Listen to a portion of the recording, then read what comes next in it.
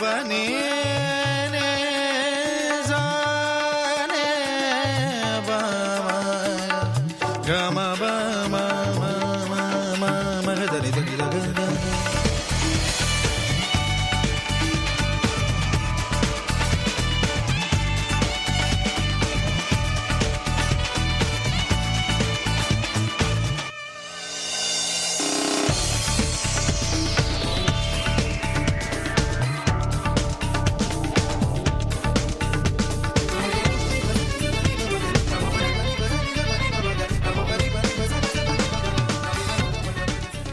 Good morning श्रोता, good morning Suprabhatam. आज है पराभवशक संवत 1948, सिद्धार्थी विक्रम संवत 2083, आषाढ़ महीने की कृष्ण पक्ष की तिथि एकादशी, रविवार 9 अगस्त 2024 है। और आप सुन रहे हैं आपका मंचा और पसंदीदा प्रोग्राम यानी रेडियो मनपसंद। जी हाँ, पूरा तड़का लगा के। और आज आपके साथ मैं हूँ आरजे मणि रामचंद्रन। बोलना पड़ता है, पूरा नाम बोलना पड़ता है आजकल, क्या बात करें।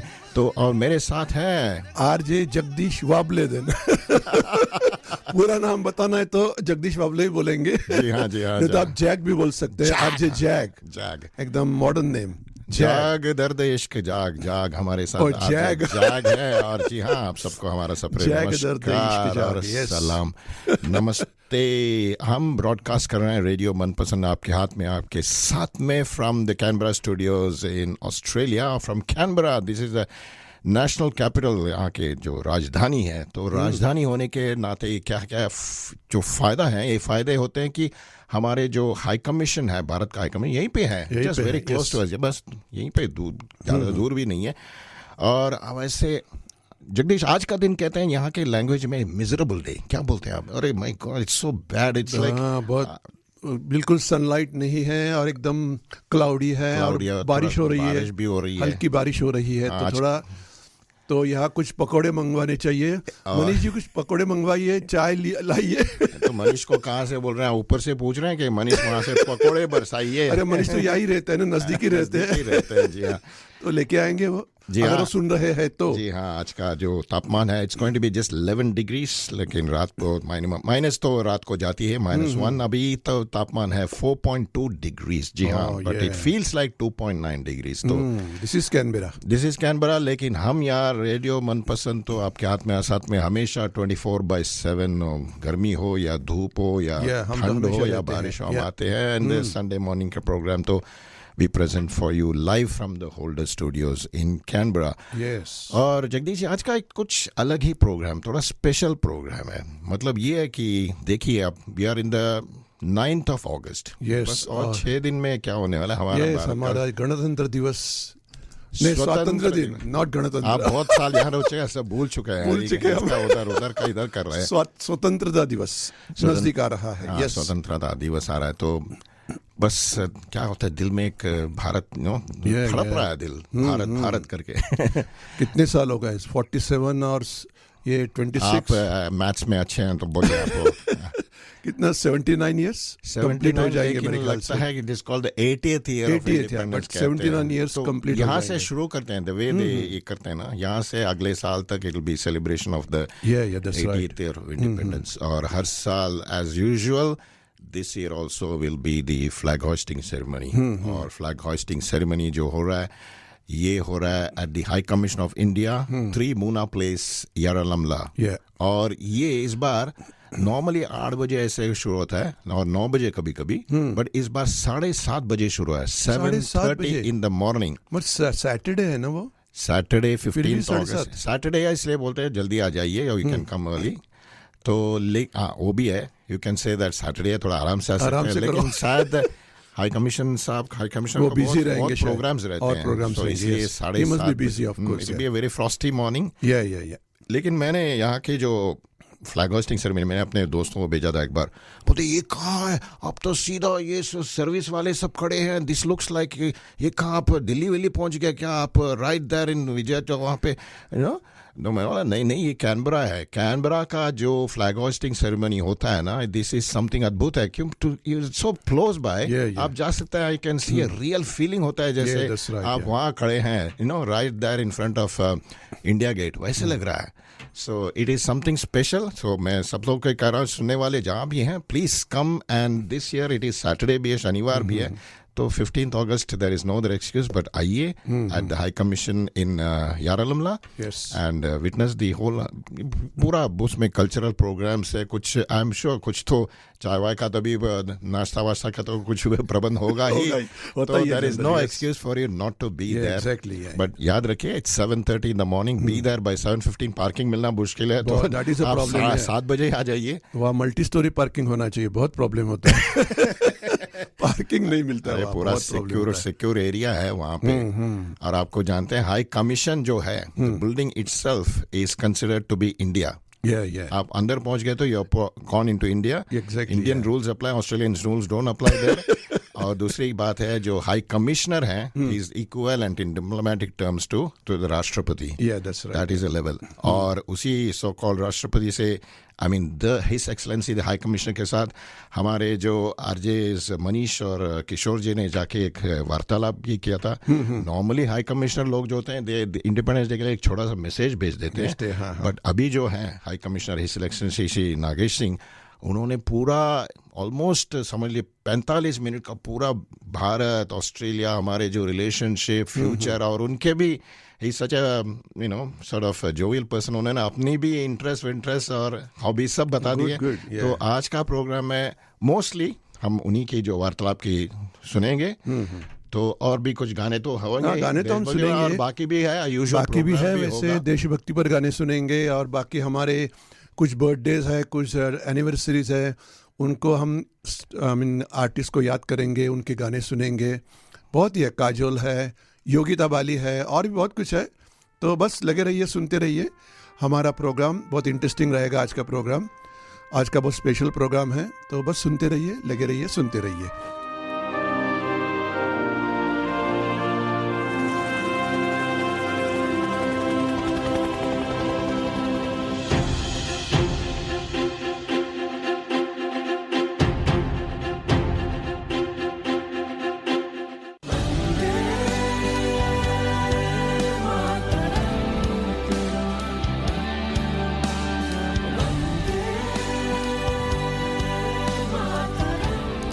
और आज के प्रोग्राम में हम भी इनको ही बात कर, जैसे हमारे हस्तियों के बारे में बात कर रहे हैं. गुलशन बावरा जी को कैसे भूल सकते हैं, उनका भी पुण्यतिथि आ रहा है. और उनका एक सिग्नेचर सॉन्ग है, यस, मेरे देश की धरती है. कौन भूल सकता है गुलशन बावरा, बस मेरे देश की धरती. और वैसे भी देखिए हाउ उनका जो पुण्यतिथि is almost in line with the स्वतंत्रता दिवस.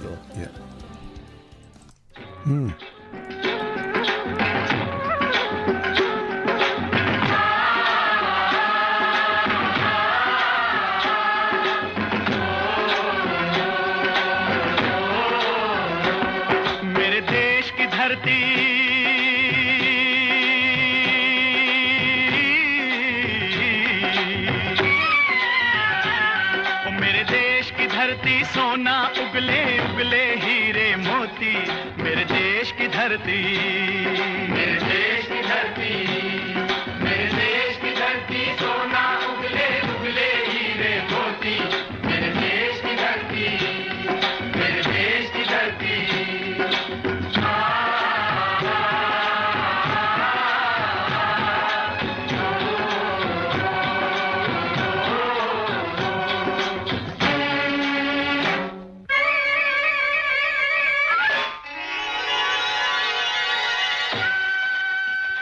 जी हाँ, अभी बात करते हैं. बात नहीं, मैं कहाँ बात किया, इन्होंने बात की, हमारे आरजे मनीष और आरजे किशोर जी ने. फिर हमारे उच्च आयुक्त श्री नागेश सिंह साहब से, हिज एक्सलेंसी नागेश सिंह साहब. ये इंटरव्यू जो है it is going to be in 3 parts. तो पहले पार्ट में he is going to talk about his experiences and impressions of Canberra and Australia. अभी भी नए आए हैं, so just few months here. तो उनके experience and his impressions. And ये भी तुलना भी करने वाले हैं, how does Canberra compare with his previous diplomatic जो पोस्टिंग्स हुए दुनिया भर जहाँ भी कमिश्नर पूरा दुनिया में they just go from country to country, शायद उनका 3 साल का एक पोस्टिंग होता है. He has been all over the world, तो he is going to compare how Canberra is in comparison with those postings. आते ही मस्त बहारों के दुल्हन की तरह हर खेत सजे, दुल्हन की तरह हर खेत सजे. मेरे देश की धरती,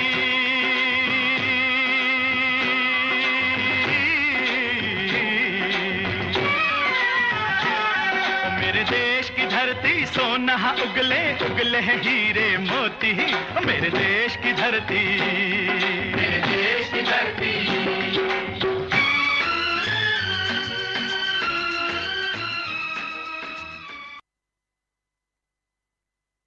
मेरा नाम नागेश सिंह है. मैं भारत का उच्चायुक्त हूँ ऑस्ट्रेलिया में. आज मुझे बहुत अच्छा लगा रेडियो मनपसंद से बातचीत करके और भारत के बारे में और ऑस्ट्रेलिया भारत के संबंधों के बारे में बात करने में. मैं बहुत बहुत शुभकामनाएं देता हूँ रेडियो मनपसंद को, और आप दर्शकों को कहता हूँ कि लगे रहिए, सुनते रहिए. रेडियो मनपसंद आपका अपना चैनल है. धन्यवाद. Thank you. आप CMS FM 91.1 पर रेडियो मनपसंद कार्यक्रम सुन रहे हैं. मैं हूं आपके साथ किशोर नंगरानी. भारत और ऑस्ट्रेलिया के संबंध बहुत तेज़ी से बढ़ रहे हैं. हाल ही में प्रधानमंत्री मोदी की सफल ऑस्ट्रेलिया यात्रा इसका प्रमाण है.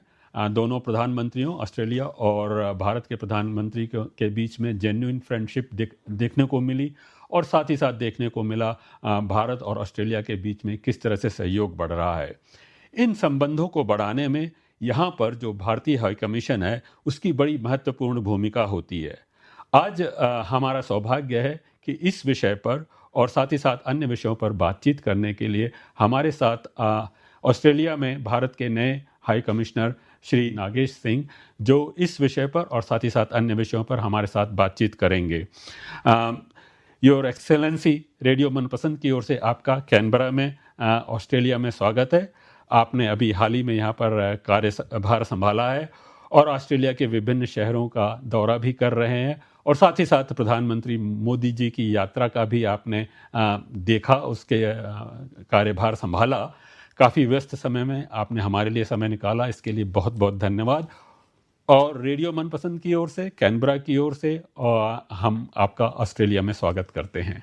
बहुत बहुत धन्यवाद. पहले तो आपको नमस्कार और आपके दर्शकों को नमस्कार. आपके स्वागत के लिए बहुत आपका शुक्रगुजार हूं कि आपने इतने वार्मली वेलकम किया हमको. अब तो 3 महीने हो गए हैं और मुझे ऐसा लगता है कि मैं बहुत सालों से यहाँ पर रह रहा हूँ, और ऑस्ट्रेलिया में एक बहुत अच्छा समय है जी. इस समय भारत और ऑस्ट्रेलिया रिलेशनशिप का जो एक स्तर पहुँच गया है. So as India's high commissioner, it's a good time to be here in this country and has been a very enlightening experience. बहुत अच्छा लगा है पिछले 3 महीने में. और प्रधानमंत्री जी की यात्रा का आपने जिक्र किया, जिसके बारे में आगे हम लोग बात करेंगे जी. पर मैं ये बताना चाह रहा हूँ कि भारत का यहाँ प्रतिनिधित्व करते वक्त खुशी इसलिए हो रही है क्योंकि हमारे जो द्विपक्षीय रिश्ते हैं तो वो इतनी अच्छी तरह से बढ़ रहे हैं आगे कि उसमें हमारे जैसे लोगों को बड़ा फ़ायदा होता है, क्योंकि हम लोग क्रेडिट ले सकते हैं उसके कि हमने सब किया है, लेकिन ये हमारे नेतृत्व और हमारी जो दोनों देशों की सरकारें हैं, जो आम जनता है, उनका कंट्रीब्यूशन है ये. जी. और आप अभी हाल ही में कैनबरा में आए हैं, और ये समय सीज़न अगर देखा जाए तो कैनबरा के लिए बहुत अच्छा सीज़न नहीं है. जानना चाहूँगा, और आप पिछले 3 महीनों से आप ऑस्ट्रेलिया के विभिन्न शहरों में भी घूम रहे हैं, आपके कैनबरा और ऑस्ट्रेलिया के बारे में अर्ली इम्प्रेशंस क्या हैं? बहुत अच्छे रहे हैं. और देखिए, मैं थाईलैंड में था जहाँ गर्मी बहुत पड़ती है, तो 3.5 साल गर्मी के बाद, गर्मी और ह्यूमिडिटी के बाद यहाँ का वेदर मुझे अच्छा लगता है, क्योंकि यहाँ पर एटलीस्ट पसीना नहीं होता है और बहुत गर्मी नहीं लगती है जी. नहीं, on a serious note, Australia में आके बहुत अच्छा लगा है. जैसे मैंने आपसे बोला कि हुए तो 3.5 महीने हैं, लेकिन one is so comfortable here कि मुझे लगता है कि मैं पता नहीं कब से यहाँ रह रहा हूँ. अच्छा. और ये दर्शाता है कि हमारे संबंध बड़े प्रगाढ़ हैं हर मामले में, और एक अपनापन लगता है इस देश में, क्योंकि भाषा हमारी सेम है, हमारे कनेक्शंस बड़े सेम हैं, और मुझे लगता है कि बहुत बड़ा कंट्रीब्यूशन भारतीय समुदाय का भी है जी. जो कि अब ऑस्ट्रेलियन नागरिक हैं, बट एक लिविंग ब्रिज, जो हम लोग एक क्लीशे बन गया है, लिविंग ब्रिज है, तो उनकी वजह से यहाँ पर बड़ा एक अपनापन सा लगता है। जी। One doesn't feel as if you're an alien country. And जो अपने ऑस्ट्रेलियाई मित्र हैं उनसे भी बातचीत करिए, उनको भी भारत के बारे में पता है। और उसमें जी। मुझे अगेन लगता है कंट्रीब्यूशन बहुत ज़्यादा हमारे समुदाय का है, जिसने कि बहुत कुछ कंट्रीब्यूट किया है इस समाज को, इसकी अर्थव्यवस्था को। जी। तो बहुत अच्छा लग रहा है। संक्षेप में यही कहना चाहूँगा। आपका जो है अगर देखा जाए तो 30 वर्ष का डिप्लोमेटिक करियर है और आपकी कई देशों में पोस्टिंग्स रही है और साथ ही साथ आपने भारत में विदेश मंत्रालय में भी काम किया है। अब ऑस्ट्रेलिया में भारतीय हाई कमिश्नर की इस पोस्टिंग की इम्पोर्टेंस के बारे में बताइए और क्या चैलेंजेस और क्या अपॉर्चुनिटीज़ देखते हैं आप इस रोल में? देखिए, ये समय ऐसा है, पिछले 1-2 साल में आप देखें कि विश्व में एक उथल पुथल मची हुई है। एक तरफ युद्ध हो रहे हैं, चाहे वो यूक्रेन में हो, चाहे वो खाड़ी में हो, जी, ईरान वाला जो मुद्दा है। दूसरी तरफ जो एक आर्थिक अर्थव्यवस्था, जो वैश्विक अर्थव्यवस्था बनी हुई थी ट्रेड की और इंटरनेशनल कोऑपरेशन की, उसमें भी थोड़ी सी दरार आई है। कई देशों में थोड़ी उथल पथल है। इकोनॉमी को, टेक्नोलॉजी को वेपनाइज किया जा रहा है। कि अगर मेरी आपसे दोस्ती कम है या आपको परेशान करना चाहता हूं तो मैं आपको फलां चीज़ नहीं दूंगा या आपके ऊपर टैरिफ लगा दूंगा। इस माहौल में जो दुनिया भर में जो देश हैं, चाहे वो भारत हो, ऑस्ट्रेलिया और बाकी देश भी, ये ढूंढ रहे हैं कि कौन सी पार्टनरशिप्स हैं जो कि एक स्टेबिलिटी प्रोवाइड करती हैं, जिनमें एक ट्रस्ट है, और कैसे हम लोग एक साथ कोऑपरेट करें। क्योंकि देखिए, दुनिया की जो प्रॉब्लम्स हैं, चाहे वो क्लाइमेट चेंज हो, चाहे वो ग्लोबल ग्रोथ हो, चाहे वो इंटरनेशनल प्राइसेस हो कमोडिटीज़ के, oil, gas etcetera, all that requires global cooperation. These are global problems requiring global cooperation. और कोई भी एक देश जितना भी शक्तिशाली हो, अकेले ये मुद्दों को हल नहीं कर सकता है। तो उस संदर्भ में भारत और ऑस्ट्रेलिया दो ऐसे देश हैं जिसको अंग्रेजी में हम लोग कहते हैं, हमारे जियोपॉलिटिकल कन्वर्जेंसेस इतने ज़्यादा हैं। हम चाहते क्या हैं कि ये क्षेत्र जो हमारा है, जिसको इंडो पैसिफिक बोलते हैं, एक तो हम लोग जहाज से तो लगता है कि 8 घंटे, 10 घंटे या 12 घंटे की यात्रा है, लेकिन we are connected by the Indian Ocean जी। और उसको इंडो पैसिफिक जो ज्योग्राफी है उसको हम लोग शेयर करते हैं। तो हम तो यहाँ से कहीं जा नहीं सकते कि पूर्वी अमेरिका, मतलब पूर्वी यूरोप चले जाएं, पश्चिमी यूरोप चले जाएं या नॉर्थ अमेरिका। हमारे देश तो यहीं रहने वाले हैं। हमारे चैलेंजेस सिमिलर हैं। हम चाहते हैं कि जो इंडो पैसिफिक रीजन है पीसफुल हो, प्रोग्रेसिव हो, प्रॉस्परस हो। उसके लिए एक free, open, inclusive, prosperous, progressive Indo Pacific region बने, सुरक्षा के मामले में, आर्थिक सहयोग के मामले में। तो बिकॉज ऑफ दीज कन्वर्जेंसेस जो मैंने बताया, and the complementarities of our two economies. देखिए, भारत एक बहुत बड़ा देश है, जो कि एक अर्थव्यवस्था हमारी बड़ी तेजी से बढ़ रही है। एज यू नो कि we have been the fastest growing large economy over the last decade. आज हम लोग 4th या 5th लार्जेस्ट इकोनॉमी है विश्व की। 2030 तक हम तीसरी सबसे बड़ी अर्थव्यवस्था बनेंगे दुनिया की। हमारी टेक्नोलॉजिकल जो प्रावेस है, India is becoming a hub of technology, and not just IT, engineering, R&D और इन सब चीज़ों में ऑस्ट्रेलिया भी एक बहुत ही विकसित देश है। उनके पास रिसोर्सेज का भंडार है जी। इंडिया का मार्केट बहुत बड़ा है, मतलब तीसरा या चौथा नंबर पे है हर चीज़ के लिए जी। क्योंकि अर्थव्यवस्था बढ़ती है तो आपको हर तरह की चीज़ों की ज़रूरत पड़ती है उसको फ्यूल करने के लिए, ग्रोथ को। So Australia has all those resources which we require. Similarly Australia has some very high technology products. जी। India has the scale. हम उसको, बिकॉज हमारा साइज इतना है कि हम उसको अपस्केल करने में बहुत जल्दी काम कर सकते हैं। तो अपॉर्चुनिटीज अथाह हैं। अच्छा। हमारे जो शेयर्ड वैल्यूज हैं डेमोक्रेसी के, we are both multicultural societies, multi ethnic, multi religious societies. Shared values एक तरफ हो गई, फिर ये जियोपॉलिटिकल कन्वर्जेंसेस और इकोनॉमिक कॉम्प्लीमेंटारिटीज, अगर ये सारा आप एक साथ मिश्रण कीजिए तो एक बहुत अच्छा आउटकम निकल के आता है। And it's a natural partnership and it's growing at a very rapid space. And to answer your question again, I mean, I've been trying to answer your question, but I've spoken a lot, given you the background of the foundations of this relationship.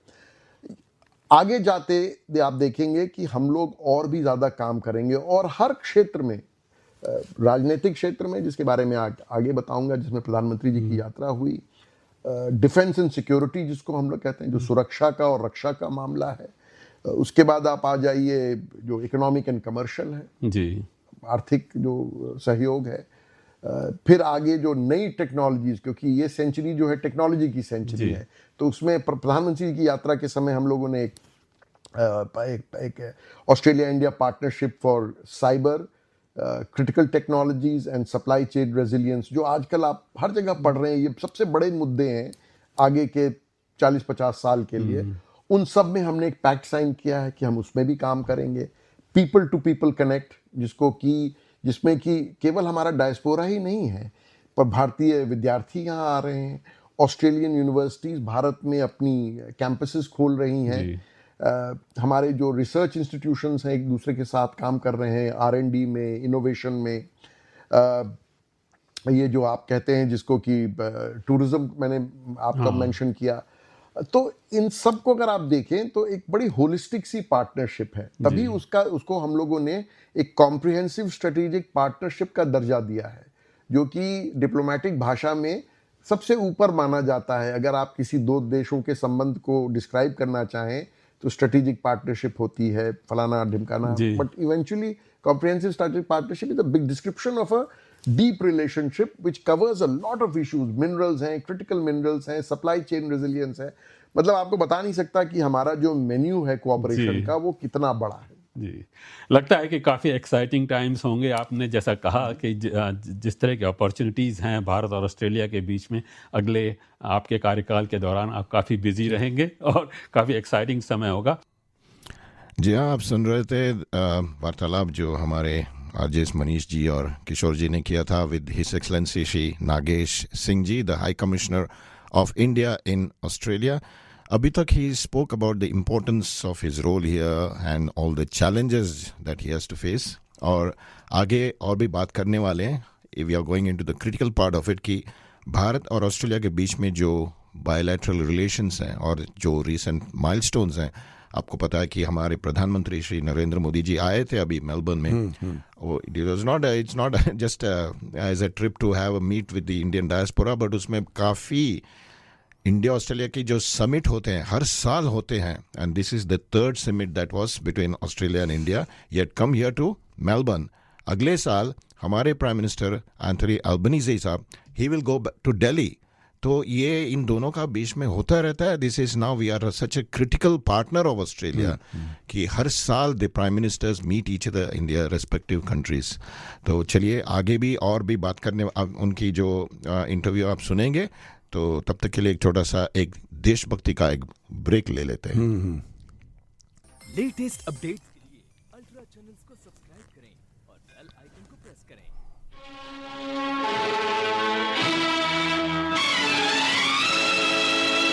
जलते भी गए,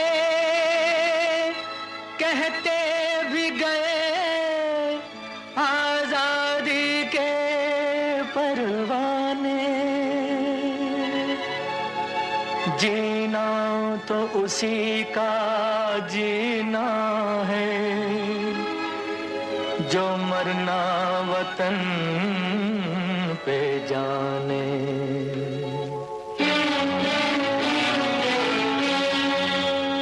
ऐ वतन हमको तेरी कसम, तेरी राहों में जहाँ तक लुटा जाएंगे।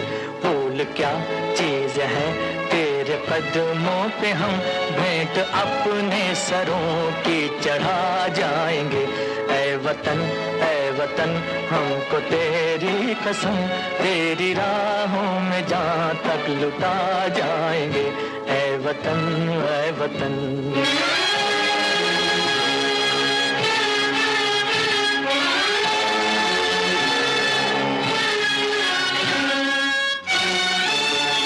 सह चुके हैं सितम हम बहुत गैर के, अब करेंगे हर एक वार का सामना।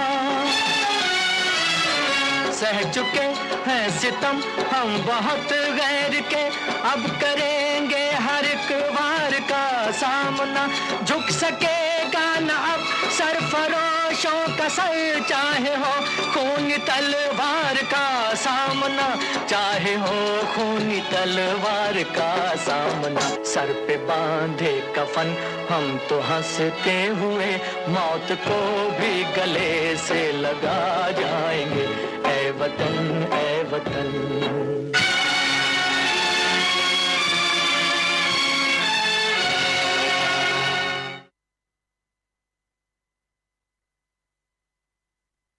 आपने संकेत किया जो वैश्विक इस समय हालात हैं, काफ़ी उथल पुथल का दौर चल रहा है, old equations are changing, alliances are under pressure, इसमें इंडियन डिप्लोमेसी के लिए क्या चैलेंजेस हैं? देखिए, हमारे लिए नहीं, सबके लिए चैलेंज है। हमारे लिए क्या है कि भारत की जो विदेश नीति है उसका प्राइमरी ऑब्जेक्टिव क्या है? उसका प्राइमरी ऑब्जेक्टिव कि भारत का जो विकास की यात्रा है वो और सुदृढ़ हो और बढ़ती रहे, और उसमें international cooperation becomes very important. जैसे मैंने कहा कि cooperation is required by all countries, चाहे वो संयुक्त राज्य अमेरिका भी हो, उसको भी अलायंस पार्टनर्स की जरूरत पड़ती है, और केवल मैं रक्षा के मामले में नहीं, हर मामले में। मार्केट्स हैं, ग्लोबल मार्केट्स हैं, सोर्स ऑफ मिनरल्स हैं और resources which your economy requires. तो सबसे बड़ा चैलेंज हमारे लिए ये है कि इस उथल पुथल के समय में कैसे हम जो पुरानी पार्टनरशिप्स हैं उनको मेंटेन करें और भी स्ट्रेंथन करें, और उसके अलावा जो नई पार्टनरशिप्स जहां हम स्कोप देख रहे हैं कोऑपरेशन का, उसको भी हम पकड़ें और सुदृढ़ करें।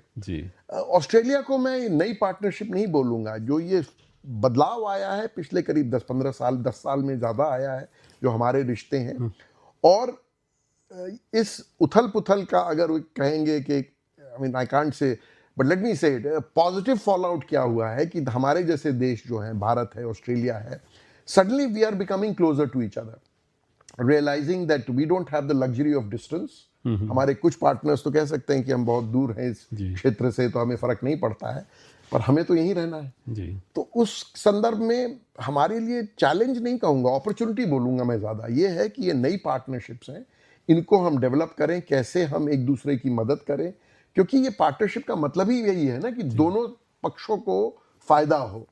तो ये सबसे बड़ा चैलेंज है। लेकिन सबसे बड़ी बात जो मैंने बोली, कई बार लोग ये नहीं समझते हैं कि भारतीय विदेश नीति का ऑब्जेक्टिव क्या है।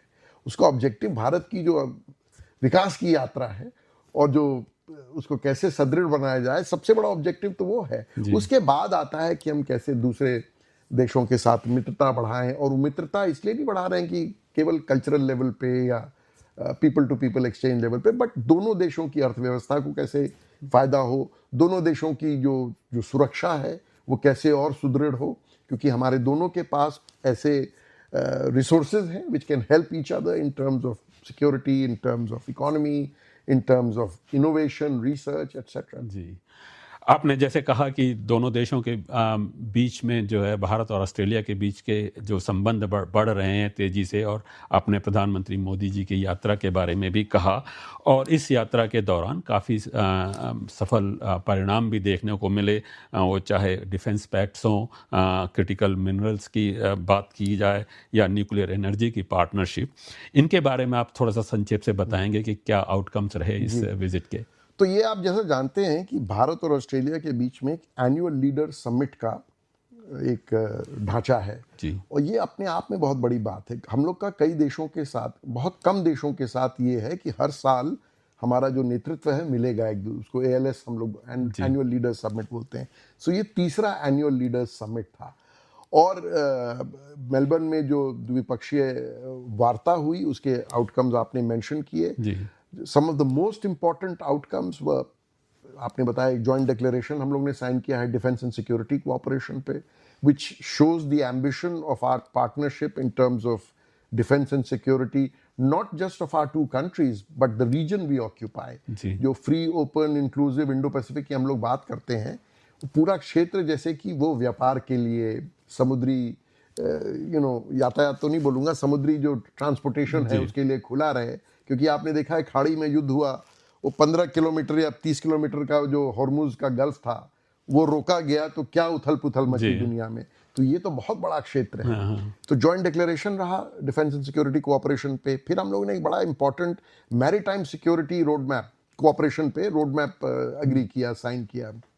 वो भी यही सब चीजें देखता है और वो केवल कन्वेंशनल जो डिफेंस की बात नहीं कर रहा है, जो नॉन ट्रेडिशनल भी है ना, पायरेसी है, ह्यूमन ट्रैफिकिंग है, ड्रग ट्रैफिकिंग है, अंडर वाटर पोल्यूशन है, डिजास्टर रेजिलियंस है। तो व्हेन हम मैरीटाइम सिक्योरिटी की बात करते हैं वो ऑल इनकम्पसिंग है। वो केवल सिक्योरिटी ये नहीं कि हम अपने जो युद्ध के जो बेड़े हैं वो भेज दें, वो नहीं, मतलब एक comprehensive security of the maritime domain, उस पर हम लोगों ने एक समझौता किया। उसके बाद आइए तो जो आपको मैंने पैक्ट्स की बात की, AI Australia India partnership for cyber critical technologies and supply chain reserve, IPACTs बोलते हैं, इट्स एन एक्रोनिम, उस पर समझौता हुआ। फिर एक स्पोर्ट्स रोड मैप की बात हुई। देखिए स्पोर्ट्स आज एक बहुत इंपॉर्टेंट मुद्दा बन के आ रहा है। ऑस्ट्रेलिया एक स्पोर्टिंग सुपर पावर है, मतलब 28 मिलियन की आबादी है, लेकिन आप देखिए परफॉर्मेंस उनका हर क्षेत्र में। और यहाँ मैं केवल गोल्ड मेडल और सिल्वर मेडल जीतने की बात नहीं कर रहा हूँ, चाहे वो स्पोर्ट्स मेडिसिन हो, स्पोर्ट्स टेक्नोलॉजी हो, स्पोर्ट्स मैनेजमेंट हो, इंफ्रास्ट्रक्चर हो। यहाँ पर ब्रिस्बेन में ओलंपिक्स होने वाले हैं। भारत की भी एम्बिशन है कि 2036 का जो ओलंपिक होने वाला है उसके लिए हम लोग बिड करेंगे। हमारे यहाँ 2030 में कॉमनवेल्थ गेम्स होने वाले हैं।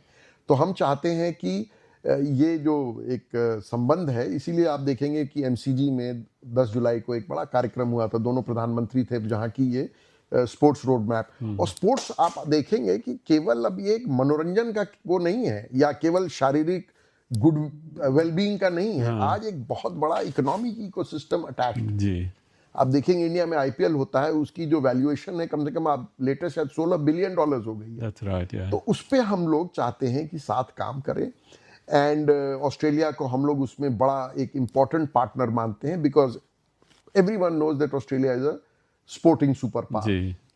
तो एक उस पे समझौता स्पोर्ट्स रोड मैप पे हुआ।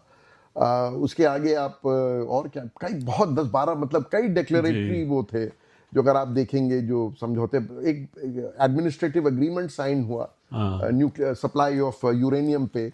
और उस पे लोगों को मैं बताना चाहता हूँ, ये केवल हमारी जो पीसफुल न्यूक्लियर एनर्जी प्रोग्राम है उसके लिए है।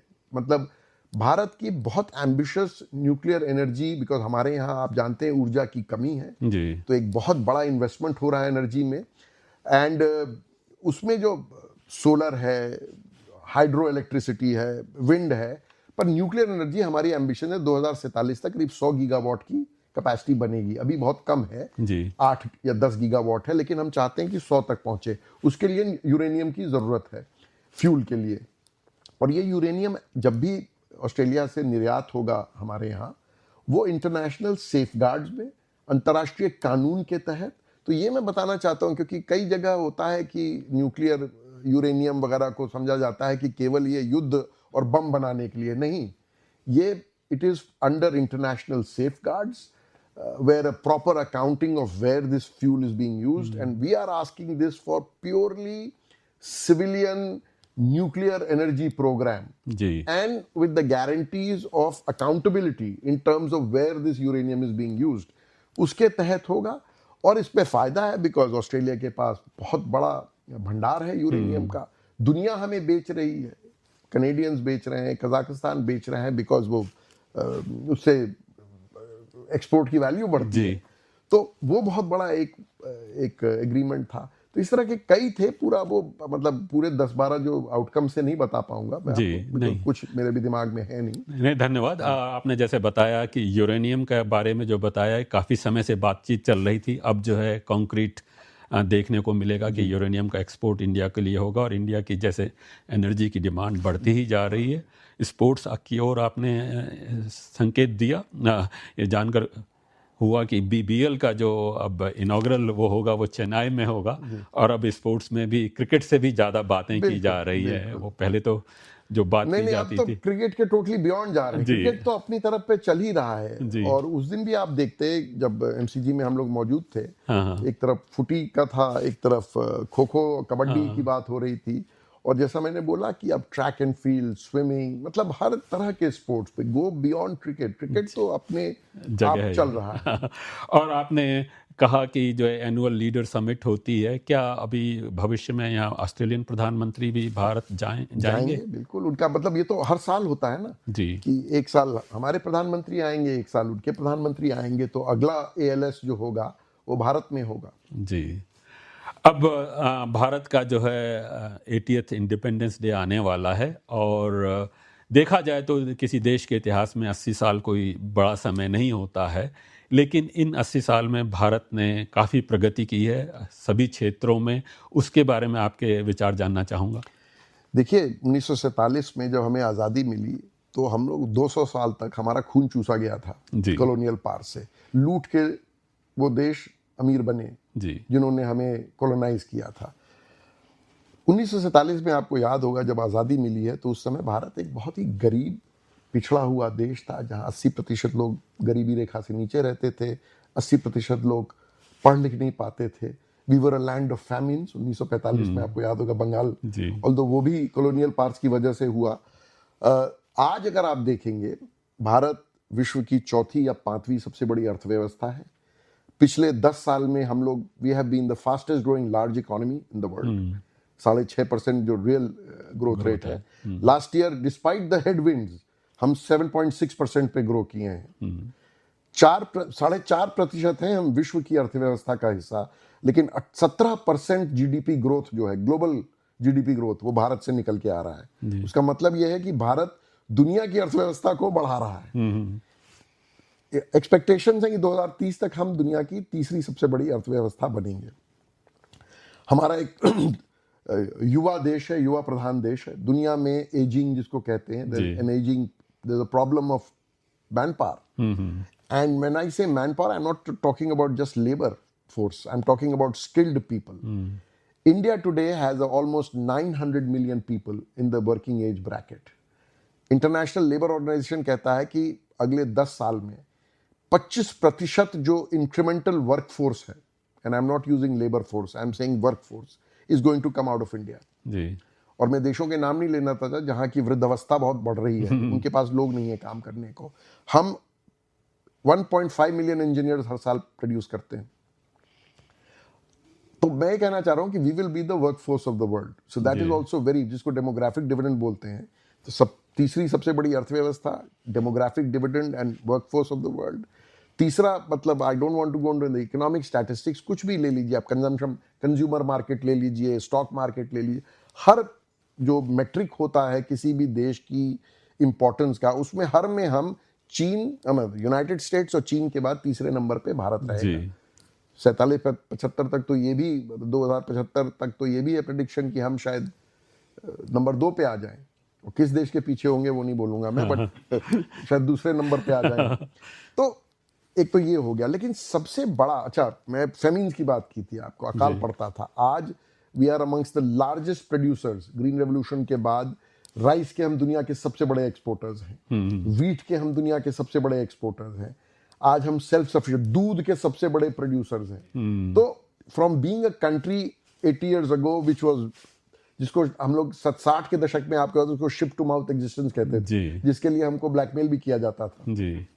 आज हम दुनिया को बेच रहे हैं, दे रहे हैं। अभी मैं आज ट्विटर पे देख रहा था, बुर्किना फासो को 1000 टन हम लोगों ने, उसको हम लोग एड नहीं बोलते हैं, मतलब एक सहायता, सहयोग कहिए, दिया। उनको दिक्कत हो रही थी चावल की, तो एक तरफ एग्रीकल्चर का आ गया।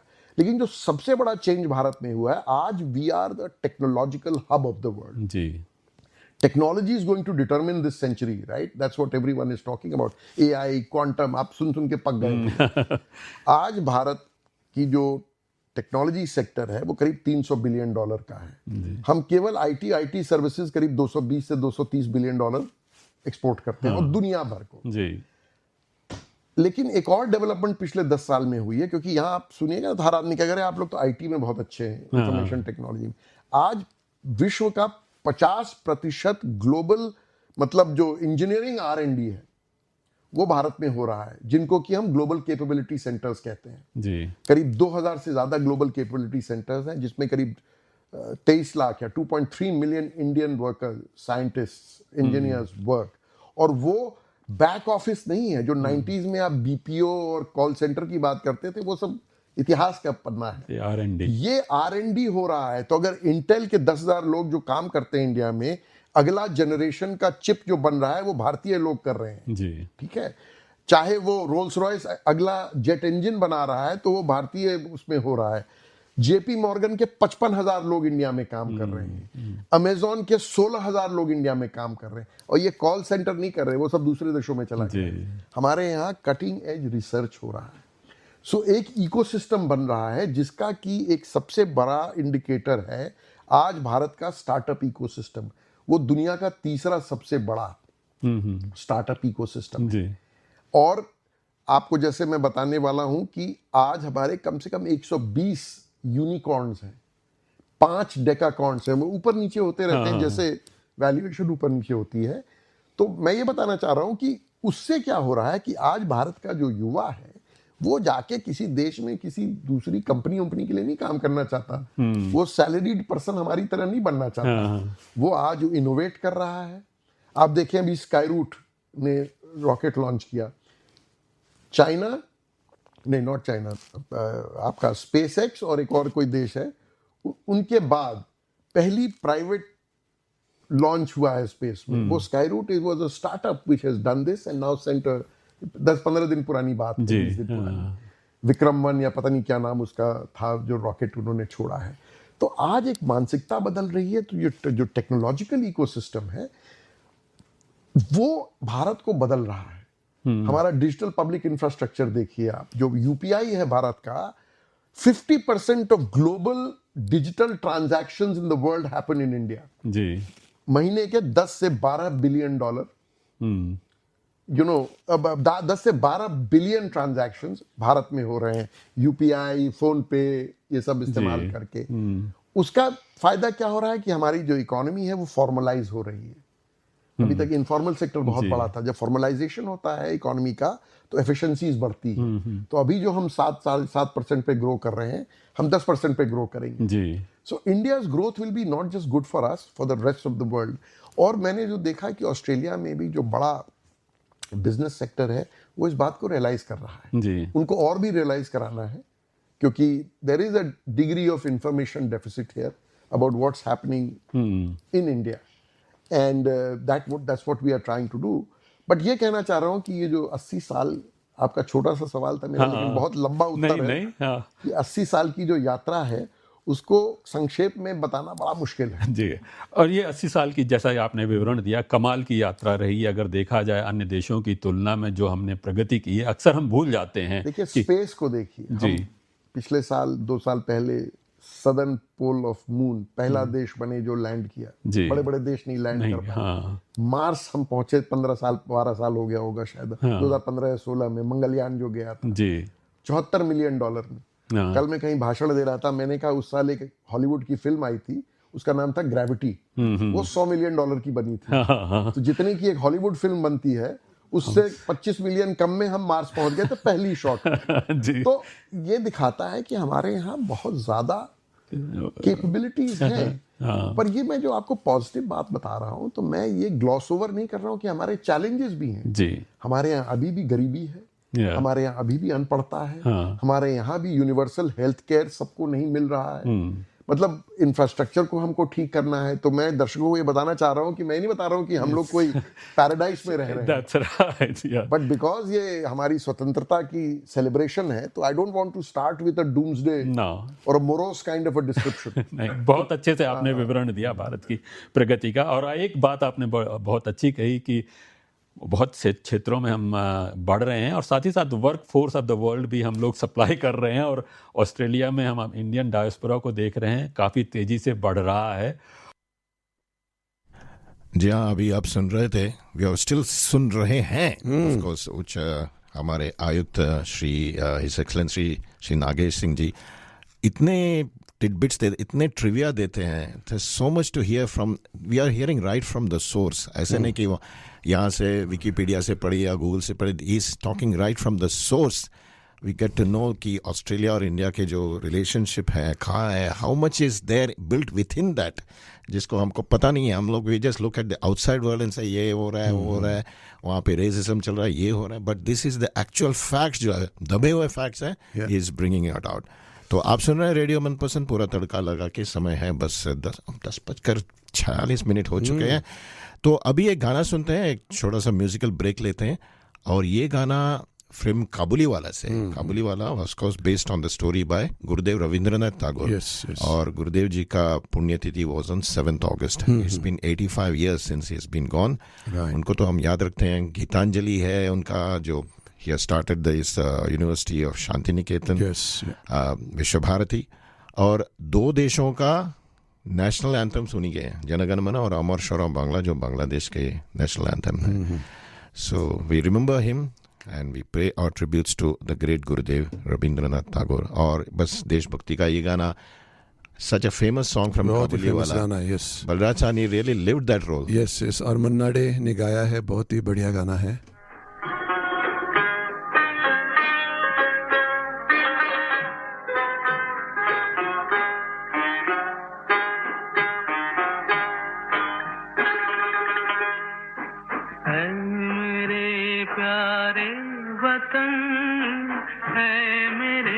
बिछड़े चमन तुझ पे दिल कुर्बान, तू ही मेरी आरज़ू, तू ही मेरी आबरू, तू ही मेरी जान.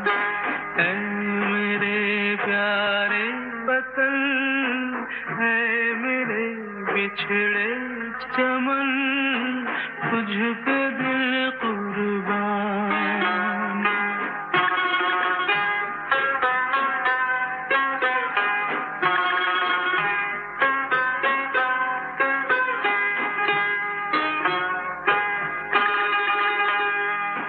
तेरे दामन से जो आए उन हवाओं को सलाम.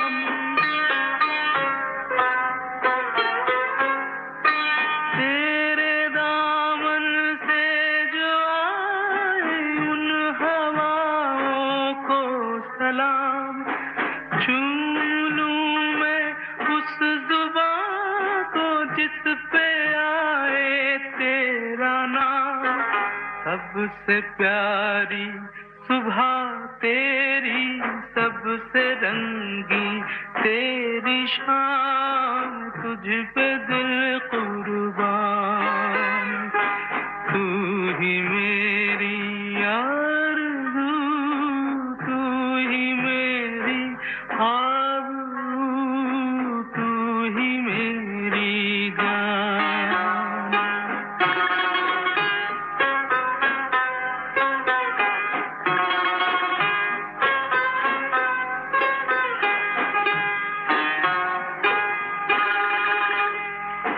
माँ का दिल बन के कभी सीने से लग जाता है तू.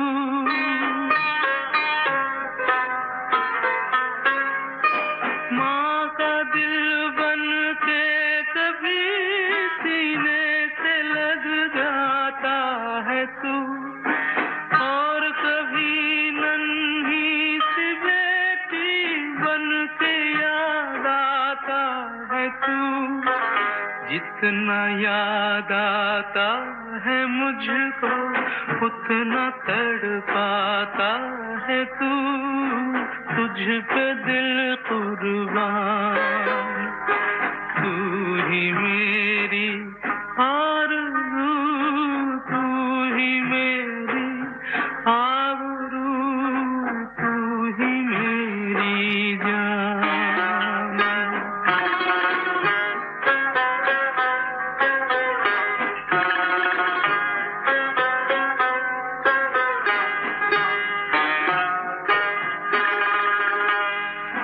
छोड़ कर तेरी ज़मीं को दूर आ पहुँचे हैं हम.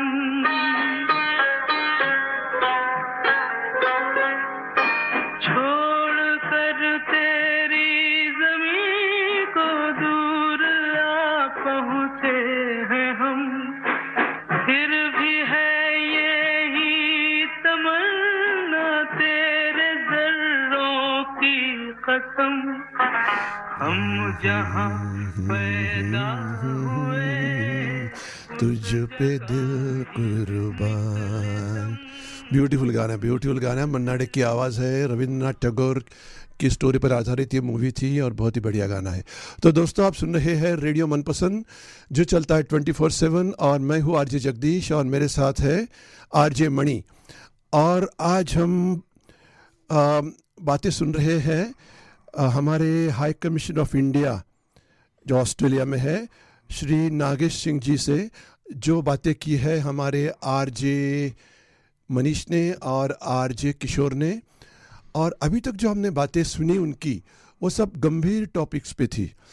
तो आइए अब देखते हैं उनका दूसरा रूप, उनका जो एक मनपसंद रूप है, हम जो देखते हैं वो एक बहुत ही अलग सा रूप है उनका। तो बहुत आपको मज़ा आएगा उनकी बातें सुनकर, उनके जो इंटरेस्ट है स्पोर्ट्स में, म्यूज़िक में, जो भी है, बहुत मज़ा आएगा आपको। तो एकदम अलग रूप आपको देखने को मिलेगा। तो बस सुनते रहिए हमारा ये हमारा जो अभी तीसरा सेगमेंट जो आएगा और आखिरी सेगमेंट है, तो वो आपको बहुत ही मज़ा आएगा।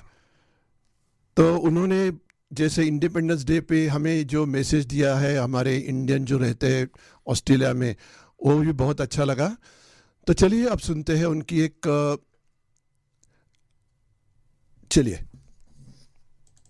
बहुत अच्छे से आपने विवरण दिया भारत की प्रगति का। और एक बात आपने बहुत अच्छी कही कि बहुत से क्षेत्रों में हम बढ़ रहे हैं और साथ ही साथ work force of the world भी हम लोग सप्लाई कर रहे हैं। और ऑस्ट्रेलिया में हम इंडियन डायस्पोरा को देख रहे हैं, काफ़ी तेज़ी से बढ़ रहा है। और ये इंडियन डायस्पोरा जब बढ़ रहा है, इसकी भूमिका आप इंडिया और ऑस्ट्रेलिया के रिलेशंस को इम्प्रूव करने में क्या देखते हैं, और आप किस तरह से यहाँ पर इंडियन डायस्पोरा के साथ इंगेज करेंगे? तो देखिए, डायस्पोरा का रोल बहुत बड़ा है। वो एक तरह से हर कोई एक ब्रांड एम्बेसडर बन जाते हैं जिस देश से आते हैं। जब वो ऑस्ट्रेलियाई नागरिक भी बन जाते हैं, फिर भी वो एक चिन्ह उनका रहता है कि Indian Australian, Indian American, Indo British. तो वो इंडो हमेशा जुड़ा रहता है। तो मेरा जो हमेशा जो मैसेज होता है कि भाई, आप अगर ऑस्ट्रेलियाई नागरिक हैं तो जितने अच्छे ऑस्ट्रेलियाई नागरिक आप बन सकते हैं, आप वो बनिए। आप इस देश को, ये सुंदर देश, यहाँ के लोग जिन्होंने आपको घर दिया है, जिन्होंने आपको एक काम करने का, आपके बच्चों को एक मौका दिया है, आके रहने का मौका दिया है, आप जितना कंट्रीब्यूट कर सकते हैं पॉजिटिवली इस देश के लिए, आप वो करिए। जब आप वो करिएगा, उससे भारत की छवि बढ़ेगी जी। यहाँ पर डिवाइडेड लॉयल्टीज की कोई बात ही नहीं है। आप अगर ऑस्ट्रेलियाई नागरिक हैं तो आपका पहला दायित्व इस देश के प्रति है जी। हाँ, हमारे आपसे इमोशनल अटैचमेंट है। जैसे प्रधानमंत्री जी कहते हैं कि colour of passport does not determine, लेकिन हम चाहते हैं कि आप सबसे पहले तो अच्छा ऑस्ट्रेलियाई नागरिक बनिए, इस देश के लिए कंट्रीब्यूट करिए, इस देश के विकास के लिए कंट्रीब्यूट करिए। उसके बाद फिर आपका काम यह है कि हमारी जो भारत और ऑस्ट्रेलिया की जो दोस्ती बढ़ रही है, उसमें कंट्रीब्यूट करें हर तरह से। और वो एक क्लीशे बन गया है लिविंग ब्रिज वाला। You can be a living bridge between the two countries. कि कैसे, मैंने अभी आपको इंफॉर्मेशन डेफिसिट की बात की, तो कैसे बताएं कि भारत में क्या क्या हो रहा है और कहाँ कहाँ, क्योंकि इंडिविजुअल है। मैं यूनिवर्सिटीज़ में जाता हूँ, मोनाश में था, मेलबर्न में था, वहाँ पर उन्होंने कहा कि for example clean energy transition पे हम लोग, बिकॉज उनकी यूनिवर्सिटी जो थी ओरिजिनल, जहाँ वो कहाँ पढ़ाते थे, आंध्रा में या तमिलनाडु में, उसका कैसे कोलैबोरेशन यहाँ के साथ कराया जाए, फैसिलिटेशन हो जाता है ना, बिकॉज उनको पता है कि वहाँ पर क्या हो रहा है। क्रिटिकल मिनरल्स में से ही प्रोफेसर मोहन है, उनके बड़े ही विलक्षण व्यक्ति हैं, उनके वहाँ कॉन्टैक्ट्स हैं। हेल्थ केयर में ऐसा है जी। तो diaspora can play a very important role. And like I said, there is no question of divided loyalties. They are Australians first and second also, third also. But somewhere in the heart there is India, and for us also we totally understand that they are Australian citizens. हमें आपके प्रति लगाव इसलिए है क्योंकि एक emotional attachment होता है। और जो भारतीय नागरिक यहाँ रहते हैं, जो टेम्परली आते हैं, उनको तो मेरा संदेश ये है कि यहाँ की सभ्यता, यहाँ का कानून, यहाँ की जो क्या कहते हैं बिहेवियर है, आप उसके फॉलो करें। आप अतिथि हैं इस देश के, ऐसा कुछ न करें कि जिससे कि आप देश का नाम खराब करें, जी। एक अपने भारतीय समुदाय का नाम करें। और ये मेरा मैसेज है जो इंडियन पासपोर्ट होल्डर्स हैं उनके लिए, not for the Australian Australians of Indian origin. उनके प्रति मेरा कोई न तो मेरी कोई अथॉरिटी है, न मैं उनको ज्ञान बांट सकता हूँ, पर हमारे जो नागरिक यहाँ रह के काम करते हैं उनके लिए है कि भाई आप इस देश में रहते हैं, इस देश का बड़प्पन है कि उसने आपको पनाह दी है, यहाँ काम करने का, रहने का, आपके बच्चे यहाँ स्कूल जाते हैं। तो ऐसा कुछ न करें जिससे कि जो लार्जर सोसाइटी है उसको कोई लगे कि ये कहाँ से आ गए हैं, यू नो जी। So, मेरा ये मानना है, बट बहुत ही इम्पोर्टेंट रोल है जी, बहुत इम्पोर्टेंट रोल। आपने बहुत ही अच्छा संदेश दिया। हम ऑस्ट्रेलियन भारतीयों के लिए तो हमेशा जन्मभूमि के साथ थोड़ा सा इमोशनल अटैचमेंट तो हमेशा रहेगा, सदैव रहेगा, और साथ ही साथ आपने भारतीय नागरिकों के लिए भी बहुत अच्छा संदेश दिया। अब ये तो गंभीर विषय हुए, थोड़े से हल्के फुल्के आपके बारे में थोड़ा सा जानना चाहेंगे। आप हमारे रेडियो मनपसंद के कार्यक्रम में आए हैं, तो आपकी कुछ मनपसंद चीज़ें जानना चाहेंगे। आपकी मनपसंद हॉबी क्या है? देखिए, मैं बड़ा बोरिंग आदमी हूँ। हम लोग जो 30 साल अगर सरकार के लिए काम करें ना, तो कोई भी जो कहते हैं ना कोई क्रिएटिविटी होती है वो खत्म हो जाती है, समझे ना। तो बहुत ही साधारण, मैं कई बार मजाक में अंग्रेजी में कहता हूँ that I am a very extra ordinary person, but extra ordinary के बीच में गैप है। ये मत समझिएगा कि मैं कह रहा हूँ कि मैं असाधारण आदमी नहीं, एक्स्ट्रा ऑर्डिनरी बहुत कुछ नहीं है, बहुत ही सिंपल है, लेकिन मैं पढ़ता बहुत हूँ। अच्छा। तो एक ऑब्सेशन है पढ़ने का। फिक्शन नहीं पढ़ता हूँ, लेकिन नॉन फिक्शन, और 2-3 किताबें एक साथ पढ़ता हूँ। तो किस एक तरह गाड़ी में पढ़ता हूँ, एक दफ्तर में पढ़ता हूँ, एक घर में रखता हूँ, सो दैट बहुत पढ़ता हूँ मैं। किस तरह की नॉन फिक्शन? हर तरह की चीजें। अच्छा। मतलब इंटरनेशनल अफेयर्स, हिस्ट्री। अभी मैं पढ़ रहा हूँ एक किताब, रेजिम चेंज करके है, अच्छा। ट्रम्प प्रशासन के ऊपर। अच्छा। उसी के साथ एक किताब पढ़ रहा हूँ मैं भारत, तिब्बत और चाइना के ऊपर, जो बॉर्डर डिस्प्यूट है। और तीसरी किताब पढ़ रहा हूँ मैं जो Chinese red dawn over China करके है, जो कि चाइनीज रेवोल्यूशन 1917 से जब चाइनीज कम्युनिस्ट पार्टी बनी, हाँ। और जब तक 1949 में जब पीपल्स रिपब्लिक डिक्लेयर हुआ, तो ये 3 चीज़ें पढ़ रहा हूँ। तो आप इमेजिन कर सकते हैं कि तो इतिहास है, पॉलिटिकल साइंस है। ऑस्ट्रेलिया रिसेंट एक और टोनी एबट साहब की किताब ऑस्ट्रेलिया की हिस्ट्री पे पढ़ी। हाँ। तो पढ़ता बहुत हूँ। मुझे टीवी देखना भी बहुत पसंद है। अच्छा। टीवी मतलब जो सिनेमा है, हाँ। और सिनेमा से ज़्यादा जो भारत से निकल के OTT पे जो नए जैसे गुल्लक देख रहा हूँ बैठ के मैं सोनी लाइव पे। अच्छा। जो ये पुराना ज़माना जो बॉलीवुड का था ना, ये मेगा स्टार्स वाला, वो ख़त्म हो गया। मुझे सबसे अच्छा क्या लगा है, ये केबल टीवी नहीं, सैटेलाइट टीवी बोलते हैं, OTT जो चैनल होते हैं। हाँ।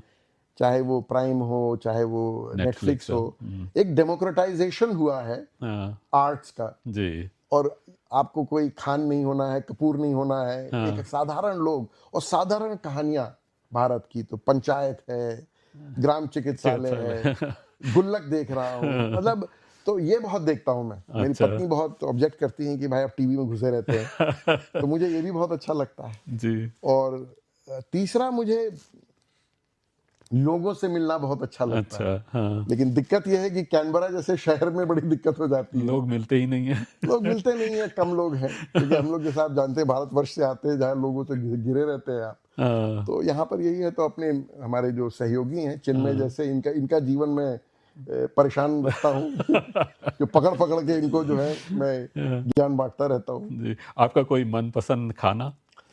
तो देखिए, मैं भारतीय जो नॉर्थ इंडियन फूड है मेरा फेवरेट है जी। और मतलब मैं बताऊं, मैं घोर मांसाहारी हूँ। अच्छा।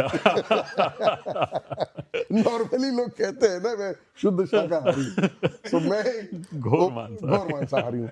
लेकिन अब जो स्वास्थ्य वगैरह के वजह से थोड़ा रेड मीट वगैरह कम कर दिया है। लेकिन Indian food, North Indian food is my favourite food जी। मतलब आई लाइक ग्लोबल क्विजीन्स। जैसा आपने कहा 30 साल से दुनिया में घूम रहे हैं, तो हर तरह का खाना। और क्योंकि मांसाहारी हूं तो हमें कोई ये भी रिस्ट्रिक्शन नहीं है। मैं बता नहीं सकता थाईलैंड वगैरह में मैं कैसे जीव जंतु खा के आया हूँ, और कई बार मुझे पता नहीं था कि क्या खा रहा था। तो मेरी पॉलिसी है डोंट आस्क डोंट टेल, मतलब खा लिया तो खा लिया। आपका कोई स्पोर्ट्स में इंटरेस्ट है? बहुत ज्यादा, बहुत ज्यादा। क्रिकेट में, सॉकर में जी। मतलब हर किस्म के स्पोर्ट्स में बहुत है। खेलने का तो मैं खेला करता था पहले, काफी क्रिकेट खेलता था, बैडमिंटन खेलता था, थोड़ा बहुत गोल्फ शुरू किया था। गोल्फ किसी वजह से रोक दिया है, वो अच्छा। बता नहीं सकता आपको। हाँ। बट खेलने में भी रुचि है और देखने में भी रुचि है, लेकिन अब थोड़ा जैसे उम्र बढ़ती है, थोड़ा सा आलस आ जाता है जी।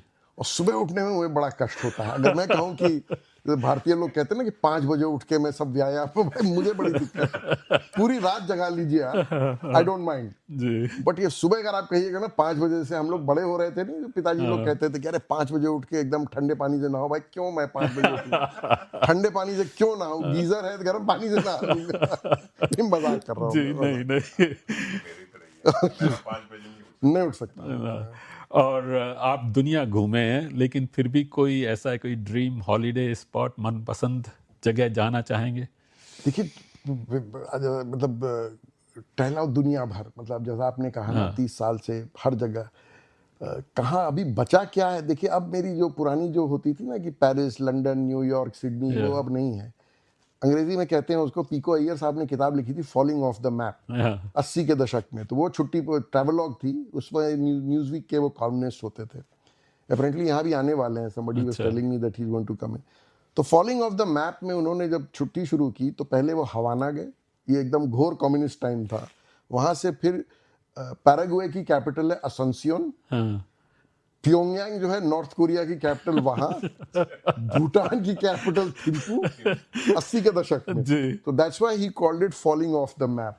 सो मेरा जो इंटरेस्ट है ना, वो अब ये जो आप गए जापान, टोक्यो, फलाना, जो जहाँ लोग भीड़ भाग रही है, ये सब नहीं है। इसी तरह के जो देश है, तो मैं जब थाईलैंड में था तो वहाँ छोटे छोटे लाओस, म्यांमार, कंबोडिया में चले, अंकोर तो सब जाते हैं, बट वहाँ के और जो छोटे छोटे, तो फ्यूचर में यही चाहता हूँ कि मैं कवर करूँ मॉन्टेनीग्रो, आइसलैंड, अच्छा, अफ्रीका के जो छोटे छोटे देश हैं। तो ये सब अब है। अंटार्कटिका जाना चाहूंगा। That would be my dream, this thing, कि वहां जाके किस तरह से देखा जाए। जी। आखिर में बस इंडिपेंडेंस डे है, उसके लिए कोई अगर आप कोई गीत हमें बजाना चाहें जिससे आपकी आवाज में नहीं, आप गाते हैं ऐसा आपको सू कर देंगे आपके जो दर्शक सुनने वाले, वो कहेंगे भाई ये कर्कश। नहीं, बिल्कुल नहीं, मैं भारत का रहने वाला हूँ, भारत की बात सुनाता हूँ। जरूर, ठीक है। वो तो आपको याद है, वो जो मनोज कुमार का गाना था, जरूर तो अवश्य। बस वो मेरा फेवरेट है, मतलब भाई भारत का रहने वाला हूँ, भारत की बात सुनाता हूँ। बहुत अच्छा, बहुत बहुत धन्यवाद। क्या था वो, प्रीत जहाँ की रीत के गाता हूँ, भारत का रहने वाला हूँ। तो दर्शकों के लिए इसलिए माफी मांगना चाहता हूँ कि उनको मैंने केवल भारतवर्ष दिया है, लेकिन भारत का रहने वाला हूँ तो भारत की बात ही करूंगा। बहुत बहुत धन्यवाद आपके समय के लिए। जैसा मैंने कहा कि आपका समय काफ़ी व्यस्त समय है, आपने हमारे लिए इतना समय निकाला और न केवल विभिन्न विषयों पर बातचीत की, अपने बारे में भी थोड़ी सी जानकारी दी। बहुत बहुत धन्यवाद और आपके कार्यकाल की सफलता के लिए हमारी ढेर सारी शुभकामनाएं। बहुत बहुत धन्यवाद और आपके सब दर्शकों को, आपको भी आने वाले स्वतंत्रता दिवस की हार्दिक शुभकामनाएं। धन्यवाद। हम लोग सब मिलके एकजुट होके हर्षोल्लास से स्वतंत्रता दिवस को सेलिब्रेट करें और अपने जो हमारे स्वतंत्रता सेनानी थे उनको एक श्रद्धांजलि दें कि आज हम लोग यहाँ बैठे हुए ये सारी बातें कर रहे हैं। बहुत बहुत धन्यवाद। बहुत बहुत धन्यवाद। जय हिंद। श्रोताओ, अभी आपने बातचीत सुनी हमारे high commissioner of India to Australia Shri Nagesh Singh ji से, और ये बातचीत हो रही थी उनकी हमारे आरजे मनीष और आरजे किशोर के साथ। बहुत ही इंटरेस्टिंग इंटरव्यू था मेरे ख्याल से, स्पेशली जो आखिरी सेगमेंट था वो बहुत ही मज़ेदार था। उन्होंने अलग अलग चीज़ों के बारे में, उनके इंटरेस्ट के बारे में बताया, तो मुझे बहुत अच्छा लगा। नागेश सिंह जी, आपने जो गाना बताया भारत का रहने वाला हूँ, ये तो मेरा फेवरेट गाना है। आपको शायद पता नहीं, ऑफ कोर्स पता नहीं होगा, क्योंकि मैं ऑस्ट्रेलिया में 1988 में आया हूँ, 38 साल हो गए, फिर भी मुझे भारत की याद तो हमेशा सताती रहती है। और ये गीत मैं बरसों से गाता आ रहा हूँ। अच्छा। और ये फिल्म भी मैंने बहुत बार देखी है, इंडिया में जब था तभी। बहुत ही मेरी करीब, दिल के करीब वाली फिल्म है ये, और इसके गाने देशभक्ति से पूरा भरा ये गाना है, और ये मेरा बहुत ही फेवरेट गाना है प्रीत जहाँ की सदा, मैं गीत वहाँ के गाता हूँ, भारत का रहने वाला हूँ, भारत की बात सुनाता हूँ। क्या गाना है यार, मेरे दिल के करीब है ये गाना, बहुत ही बढ़िया गाना है। मणि जी, आप क्या कहना चाहेंगे? मैं भी, मेरा फेवरेट गाना है, मैं भी इसको थिएटर में देखा था बचपन में। तो ऑफ कोर्स ये I was totally influenced by that गाना, क्योंकि मैं फिल्म और इंडिया कितना ग्रेट है वो इन लंदन दिखाते हैं ना, हाँ, और लंदन कितना पत्थर है, sort of western civilisation totally. It was पूरा भारत कुमार का पूरा भारतीय था उसमें। बहुत ही बढ़िया। तो चलिए अभी गाना सुनते हैं कुछ। क्या है हमारा नेक्स्ट सेगमेंट, क्या है? पीछे संसार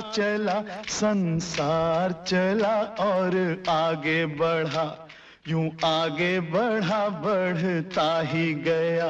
भगवान करे ये और बढ़े, बढ़ता ही रहे और फूले फले, बढ़ता ही रहे और फूले फले। चुप क्यों हो गए?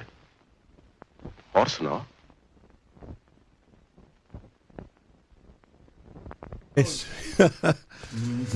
और हम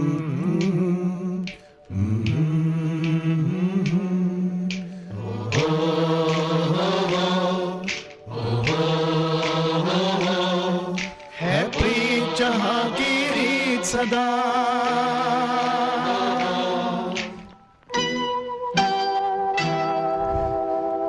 आपने रिदम भी पकड़ लिया उसमें। है प्रीत जहां की रीत सदा, है प्रीत जहां की रीत सदा।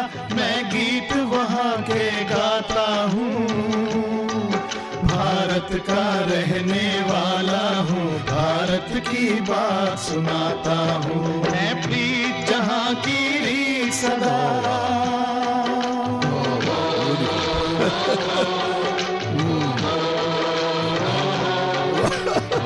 आपको मणि एकदम मूड में आ गया। काले गोरे का भेद नहीं, हर दिल से हमारा नाता है।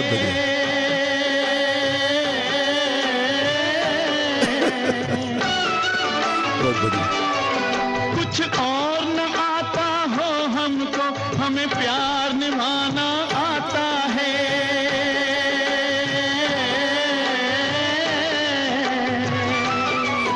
जिसे मान चुकी सारी दुनिया हो, जिसे मान चुकी सारी दुनिया, मैं बात वही दोहराता हूँ। भारत का रहने वाला हूँ, भारत की बात सुनाता हूँ। है प्रीत जहाँ की रीत सदा।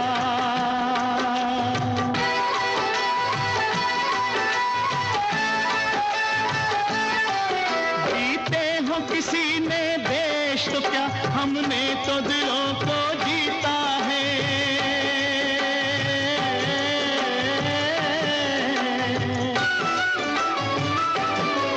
जहाँ राम अभी तक है नर में, नारी में अभी तक सीता है।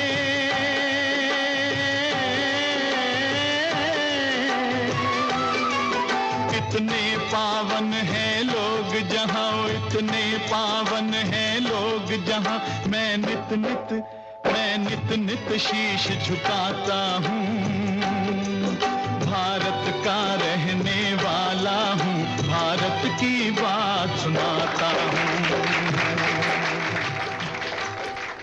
मैं नित्य शीश झुकाता हूँ, तो हम तो करते हैं। हमारे जो सेनानी हैं, हमारे जो you know the forces, the services, जिनको आप देखेंगे saluting the tricolour at the Independence Day function जो होने वाला है at the high commission in Yarralumla on Friday the 15 सुबह 7:30 बजे।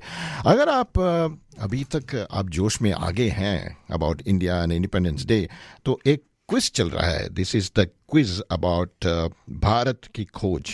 भारत को जानिए क्विज, नॉट भारत की खोज, भारत को जानिए क्विज।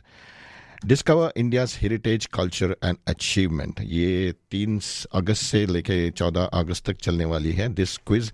एंड इसके लिए आप रजिस्टर कर सकते हैं एट bkjquiz.com। bkj भारत को जानिए, दैट इज bkjquiz.com। नहीं तो इसके QR कोड भी है जो you can see all the details Facebook, हमारे रेडियो मनपसंद फेसबुक पर। तो चलिए, इसमें बहुत सारे प्राइजेस भी होंगे आई एम श्योर। तो भारत को जानिए क्विज bkjquiz.com पे जाइए, नहीं तो हमारे फेसबुक जा करके अपने जो है you can register for the quiz. तो हमारे फेसबुक में QR कोड है, उसके बारे में आप जाके देख सकते हैं।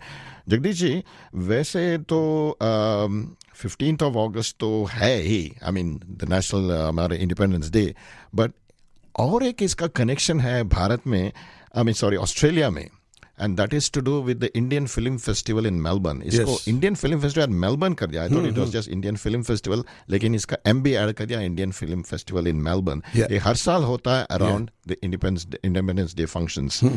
तो ये है जो होने वाला है at the Palais Theatre in St Kilda, और इस बार ये हो रहा है on the 13th of August। जी हाँ, 13th of August, which is I think Thursday मेरे ख्याल से, क्योंकि 15th is a Saturday। और ये हो रहा है शाम को 6 बजे, and the red carpet welcome starts at 6:30 PM, और tickets are just $15। 15th August and $15, वाह। तो ये हो रहा है Indian film festival of Melbourne at the Palais Theatre in St Kilda, Melbourne. और इस बार आने वाली हैं द चीफ गेस्ट, बहुत सारे हमारे हस्तियां आती हैं, but the chief among them is our heart throb of our times. Yes, Rekha ji. Rekha ji आने वाली हैं, और उनके साथ और भी बहुत सारे आर्टिस्ट आ रहे हैं, जैसे ऋषभ शेट्टी फ्रॉम जो कांतारा में थे, देन देयर इज मनुषी चिल्लर, एंड देन पंकज त्रिपाठी सीधा मिर्जापुर से आ रहे हैं, और बहुत सारे और कौन है। I am just looking at the details यार, इतनी छोटी सी फॉन्ट है हमारे लिए, ये काफ़ी दिक्कत हो रही है पढ़ने में। रानी मुखर्जी भी आ रहे हैं फिर से, I think she has been here before. Rani Mukherjee भी आ रहे हैं, दुलकर सलमान जो ममूटी के बेटे हैं, and there is Malaika Arora भी है। तो आप जाने वाले हैं क्या इंडियन फिल्म फेस्टिवल में? आ रहे, आप ही एक मिसिंग है, एक स्टार वहाँ पे। मैं जाना तो चाहता हूँ, ये कब है डेट्स क्या है? 13 तारीख को। 13 तारीख को अगर भेज देगा मुझे तो जाएंगे हम। कौन जा रहा है इस समय, कौन जा रहा है? नहीं, आप पता नहीं कौन जा रहा है, जाने वाले हमारे तो कोई तो जाएंगे, कोई तो जाएंगे, हाँ। कोई तो जाएंगे। तो रेखा को याद करते हैं, रेखा की एक रेखा, उसकी हमने पहली फिल्म देखी थी, वो सावन भादो 1970 में आई थी। Oh my god, right from Vishwajeet days. या विश्वजीत का तो एक पहले मूवी आई थी, वो मरो कंट्रोवर्सी हो गई थी उस फिल्म के बारे में, बट उसकी प्रॉपर जो फिल्म आई थी, क्योंकि वो पहली फिल्म उसकी बहुत सालों बाद रिलीज हुई थी, जो विश्वजीत के साथ थी वो, मगर पहली फिल्म वैसे वो नवीन निश्चल के साथ सावन भादो फिल्म थी, एक सुपरहिट फिल्म थी उस जमाने की। और तब उस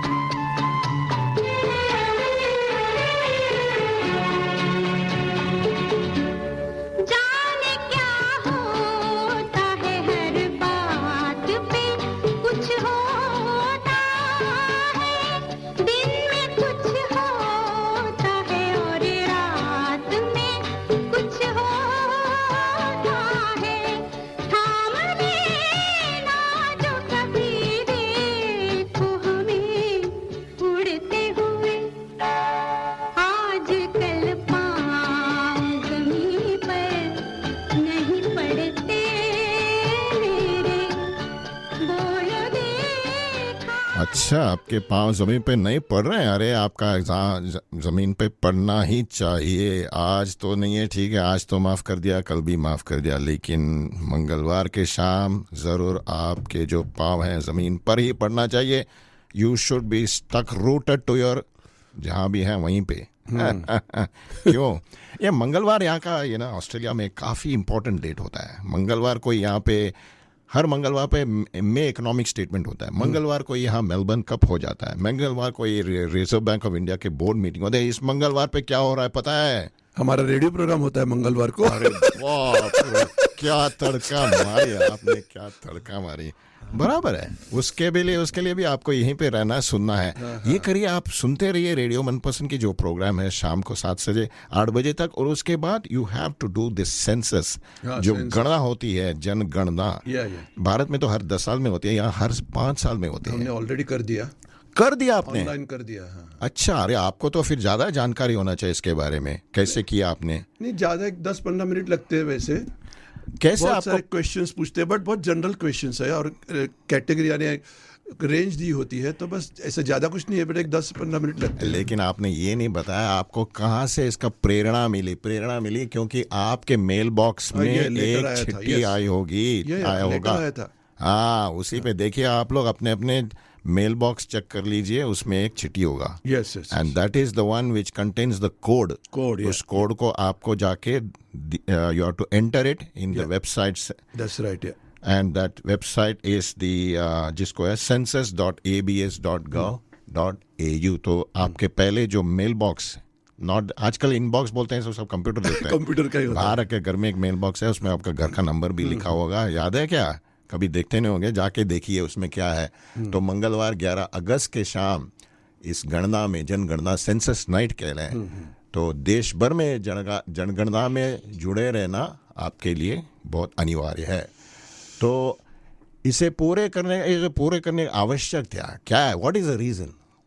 क्या करना है, क्यों करना है? क्योंकि इसलिए है कि इससे आपको इतना महत्वपूर्ण इसलिए है कि ऑस्ट्रेलिया के जो ABS है, ऑस्ट्रेलियन ब्यूरो ऑफ स्टैटिस्टिक्स, इसके द्वारा ही एकत्र किए गए आंकड़े केवल संख्याएं नहीं हैं, ये सीधे तौर पर तय करते हैं कि अगले 5 वर्षों में सरकारी धन और संसाधन कहाँ आवंटित किए जाएंगे। अभी देखिए यार, बहुत ज़्यादा ही हो गया, मेरा हिंदी ज़्यादा ही हो गया। बहुत ही कठिन शब्द हो गया।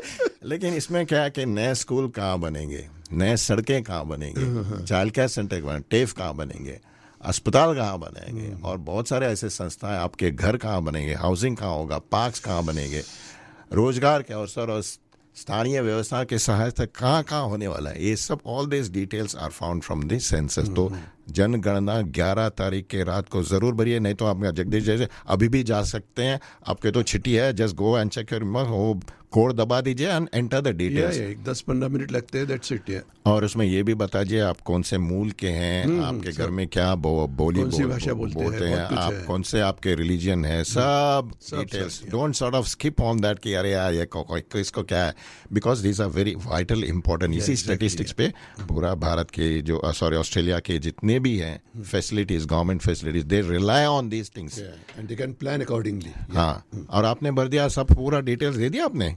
हाँ, भर दिया, सब भर दिया। आपका इनकम रेंज क्या है, आपका एज क्या है, सब, आपका रिलीजन क्या है, कौन सी भाषा घर में बोलते हो, इंग्लिश के अलावा ऑफ कोर्स। अच्छा, तो ऐसे जनरल क्वेश्चन है वैसे।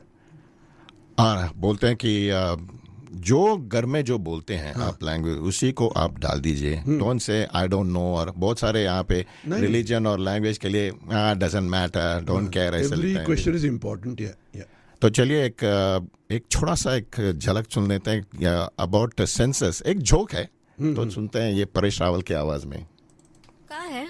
हमें जनगणना के लिए आपसे कुछ सवाल पूछने हैं। आपकी शादी हुई है? नहीं। नहीं। आपके कितने बच्चे हैं? बेशरम। अरे बेवकूफ, बच्चे कितने पहले पूछना था ना। नमस्कार, हमें जनगणना के लिए आपसे कुछ सवाल पूछने हैं। आपके बच्चे हैं? जी हाँ। कितने हैं? 6। 6।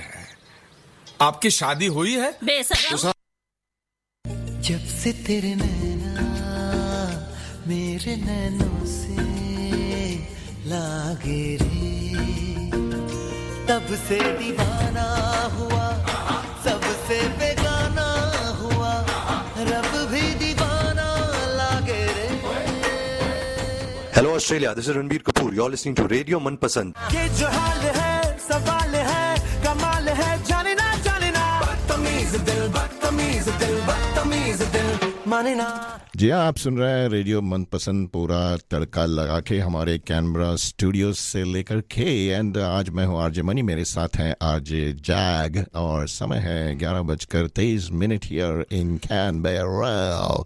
अभी तक आपने हाई कमिश्नर साहब के इंटरव्यू सुने, वार्तालाप सुने, आपने सेंसस के बारे में आपको जानकारी दी है। आगे हमारे रेगुलर प्रोग्राम्स हमारे यूजुअल वहीं पे चले जाते हैं। तो जगदीश जी, आप तो तैयार बैठे हैं, किसके बारे में आज आप बात करने वाले हैं? आज हम बातें करेंगे हमारी बॉलीवुड की एक बहुत ही मशहूर एक्ट्रेस, जिनका जन्मदिन था 5 अगस्त को। उनका जन्म हुआ था 1974 में। तो उन्होंने अपनी ज़िंदगी के 52 ईयर्स कंप्लीट किए हैं, और उन्होंने 90 के दशक में कई सारी हिट फिल्में दी हैं। उनकी एक फिल्म है बाजीगर, और सबसे सुपर डुपर हिट फिल्म है दिल वाले दुल्हनिया ले जाएंगे, जो आई थी 1995 में। ये दोनों ही फिल्में उनकी थी शाहरुख खान के साथ। और भी उनकी कई सारी फिल्में हैं, पर आइए सुनते हैं दिल वाले दुल्हनिया ले जाएंगे का एक सुपर डुपर हिट गीत। दिल वाले दुल्हनिया जो है, इट इज नॉट, नहीं, it is not just Kajol, it is a record breaker. Of course it's a record breaker. या बम्बई के एक मराठा मंदिर थिएटर में कई सालों तक ये फिल्म चली थी। ये तो एक रिकॉर्ड ब्रेकर फिल्म है, और हमारे भारतीय संस्कृति के बारे में जो कुछ कहा गया है उसकी एक बहुत अच्छी मिसाल है। भारतीय संस्कृति, आज हम बात कर रहे हैं स्वतंत्रता दिवस, और संस्कृति के बारे में क्या मेल जोल है। वाह वाह, क्या बात की आपने जगदीश जी, वाह। तो ये गाना जो बहुत ही बढ़िया गाना है, लता जी ने गाया है। देखो लता जी की उम्र क्या थी और काजोल की उम्र क्या थी, बट लता जी ने बहुत बढ़िया गाना गाया है, मेरे ख्वाबों में जो आए। तो सुनते हैं वो गाना, बहुत ही बढ़िया गाना है।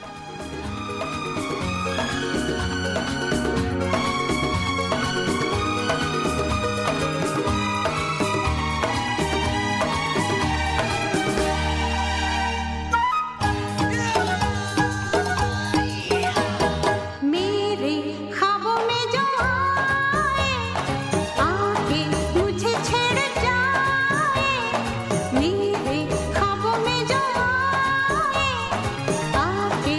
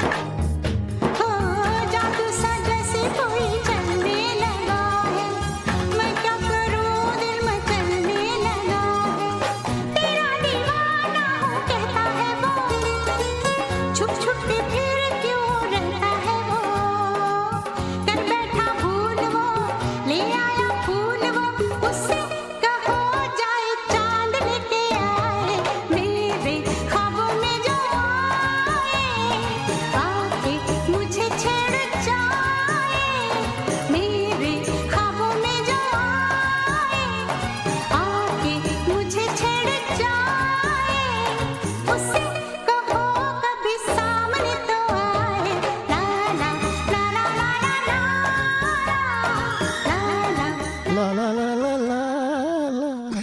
अरे मैं कहाँ से, मैं मनोज कुमार से सीधा काजोल पे पहुँच गए। आप तो जानते हैं काजोल की पहली फिल्म आई थी 1992 में जिसका नाम था बेखुदी। वो ज़्यादा फिल्म चली नहीं वैसे, और उनको असली पहचान मिली बाजीगर से।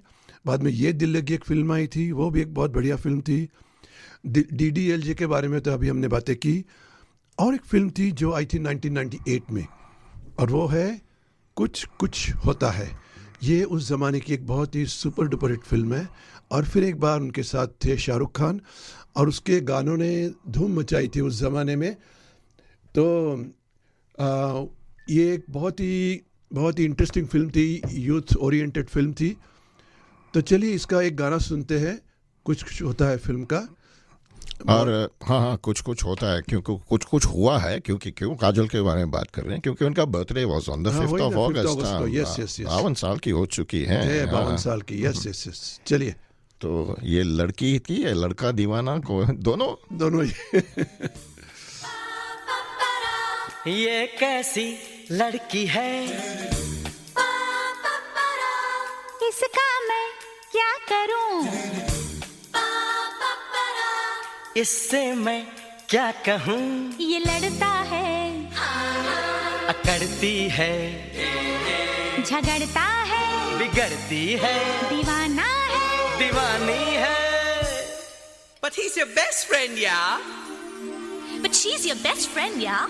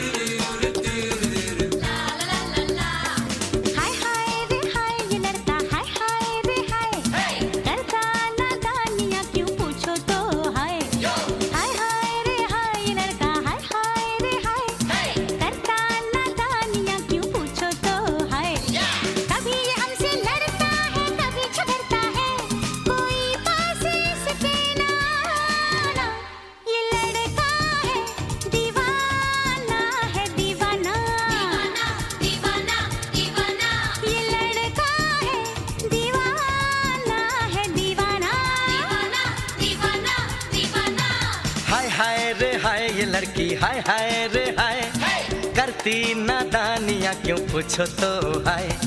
कभी ये हमसे लड़ती है, कभी ये करती है, करो दूर से छेड़खानी। ये लड़की है दीवानी, है दीवानी, दीवानी दीवानी दीवानी।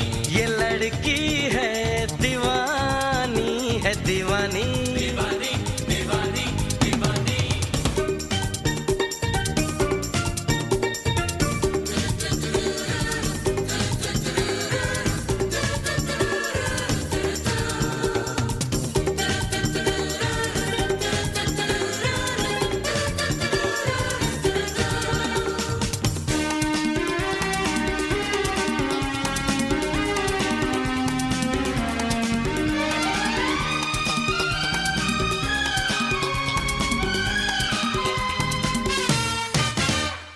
किसकी बातें यही जाने, कोई भी तो जाने ना।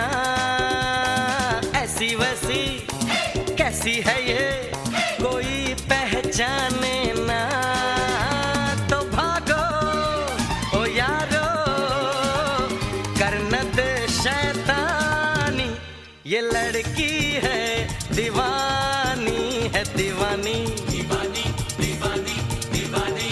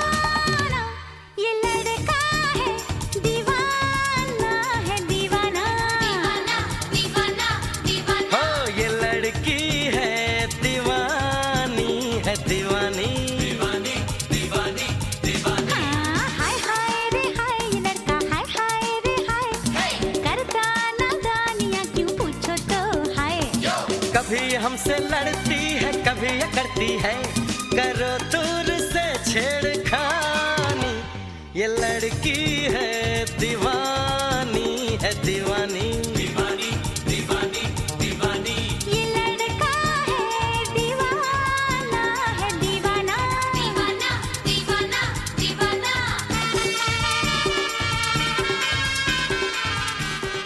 जी हाँ, हम दो दीवाने बैठे हैं स्टूडियो में, बस सुना रहे हैं आपको रेडियो मनपसंद लाइव फ्रॉम आवर स्टूडियो। समय है 11:35 कैनबरा टाइम। और जगदीश जी, आपने सेंसस तो भर ही दिया, हमसे पूछा भी नहीं आपने सेंसस बनने के पहले, क्योंकि मेरे पास ऐसे एक इंफॉर्मेशन है, important information, tidbits of how to fill the census, which is very very relevant, क्योंकि मैंने जो कहा सेंसस पे ये गवर्नमेंट डिसाइड्स कि क्या क्या services, which are the communities which are most important, जिनको we have to give extra care and protect them and their culture and their ways of life। तो उसमें से नंबर 21, क्वेश्चन नंबर 21, जी हाँ ये तो एग्जाम जैसा ही है, क्वेश्चन नंबर 21 पे ज़्यादा आप ध्यान दीजिए। उसमें लिखना है लैंग्वेजेस स्पोकन एट होम, और इट्स नॉट वन लैंग्वेज, आपको तीन कॉलम्स है वहाँ पे, 3 रोज है, you can fill other languages also. तो जैसे आपने मराठी लिखा तो you can also fill other language below that, क्योंकि there are 3 rows there to fill the language. तो हमारे रेडियो मनपसंद की तरफ से मैं कहना चाहता हूँ कि आप उसमें हिंदी लिख दीजिए, क्योंकि हमारे प्रोग्राम है, हमारा we also are playing a part in this, तो हमका ये थोड़ा तो Hindi is the most widely spoken and common language for communication and connection among all Indian Australians, so marking Hindi shows its growth in our school services and communities. ठीक है, दूसरा है number 23, ancestry. We have to write Indian. If you write Indian ancestry, it ensures our community's contribution to Australia's diversity and its economy. तो इसमें सब आते हैं, अगर आप फिजियन इंडियन है, मॉरिशियन इंडियन है, जहाँ भी है, you are of Indian ancestry. तो 23 में भी आप you have to write Indian. और दूसरा है 24, ए है रिलीजन। तो अगर समझ लीजिए आप हिंदू मूल के हैं, I am just giving an example, it could be anything. Hinduism करने से क्या होता है, इट कवर्स एवरीथिंग। हिंदू धर्म तो बहुत सारे सेक्ट्स भी हैं, you don't have to mention which sect you are, you don't have to say यार मैं जय हूँ, मैं आर्य समाजी हूँ, मैं शिरडी साई हूँ, मैं सत्य साई हूँ, मैं इस्कॉन हूँ, बैप्स हूँ, ये वो वगैरह वगैरह, शैव है, वैष्णव, जस्ट से Hinduism. So these 3 questions 21, 23, 24, Hindi, Indian, Hinduism, बस ये याद रखिए। आप समझ लीजिए आपका पूरा you are taken care. We are आभारी, बहुत बहुत करते हैं ना, we are so thankful to you. चलो आपको एक चीट शीट दे दिया हमने, एग्जाम का चीट शीट दे दिया। तो आप सुन रहे हैं रेडियो मनपसंद, मेरे साथ है आरजे जगदीश। तो आरजे जगदीश, कैसे रहा आज का प्रोग्राम? बढ़िया रहा, चल रहा है हमारा प्रोग्राम? थोरली एंजॉयिंग, बहुत ही मज़ा आ रहा है। हम इतनी सारे आज बातें सुनी हमने हमारे हाई कमिश्नर की, बहुत इंटरेस्टिंग बातें थी। खास करके जो आखिरी सेगमेंट था वो बहुत ही इंटरेस्टिंग था, उनके इंटरेस्ट के बारे में हमने जाना, तो बहुत मज़ा आया। बहुत एक खुश मिजाज आदमी है मेरे ख्याल से, बहुत ही मज़ा आया उनकी बातें सुनकर। और बाद में ऑफकोर्स हमने काजोल के बारे में बातें की, तो और भी हमारा ये प्रोग्राम चलता रहेगा। तो चलिए अब क्या सुनेंगे? एक ऐसे हस्ती हैं, एक जो लेखक हैं, जो डायरेक्टर भी थे, आई मीन बाकी जो लेखक हैं इनसे अलग ही है, समझ लें। इनका नाम था व्रजेंद्र गौर, और इनका पुण्यतिथि was also on 7th of August। तो कहते हैं कि because he came from the field of literature, काव्य जो इसमें वहीं से आया, तो उनके जो मूवीज है ना, ऐसे स्टोरीज लिखते थे। देखा जाए तो if you ever look at a writer कि इतने अच्छे बड़े बड़े मूवीज़ दिए हैं उन्होंने, बहुत अच्छे मूवीज़ दिए हैं, तो उनको याद करते हैं। तो उनका तो काफ़ी एक क्लोज रिश्ता था विद देव साहब के साथ। तो एक बहुत ही प्यारा गाना है, मुझे याद आ रहा है देव साहब की जो फिल्मों से, तो ब्रजेंद्र गौर की इनको उन्हीं की कहानी पर लिखी है फिल्म, बेस्ड है फिल्म। तो ये गाना सुनते हैं, ऐसे तो न देखो, मुझे बहुत ही प्यारा। 3 देवियाँ, यस।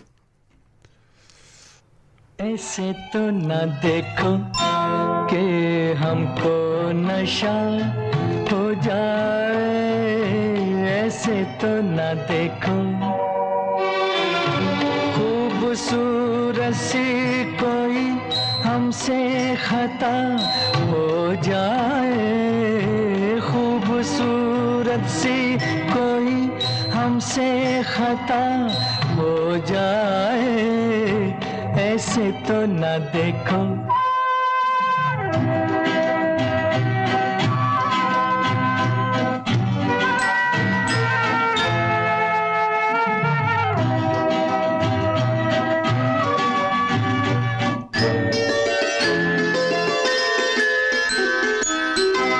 तुम हमें रोको फिर भी हम ना रुके,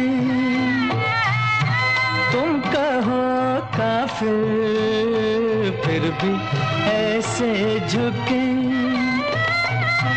कदम नाज पे एक सजदा अदा हो जाए ऐसे तो न देखो कि हमको नशा हो जाए। खूबसूरत सी कोई हमसे खता हो जाए ऐसे तो न देखो।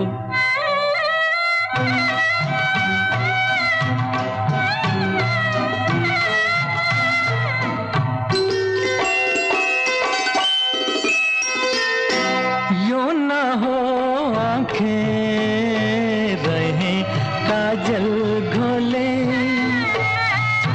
बढ़ के बेखुदी हंसी गेसू खोले,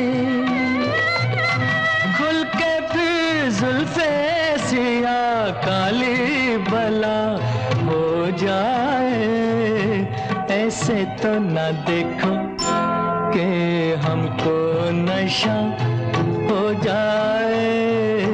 खूबसूरत सी कोई हमसे खता हो जाए ऐसे तो न देखो।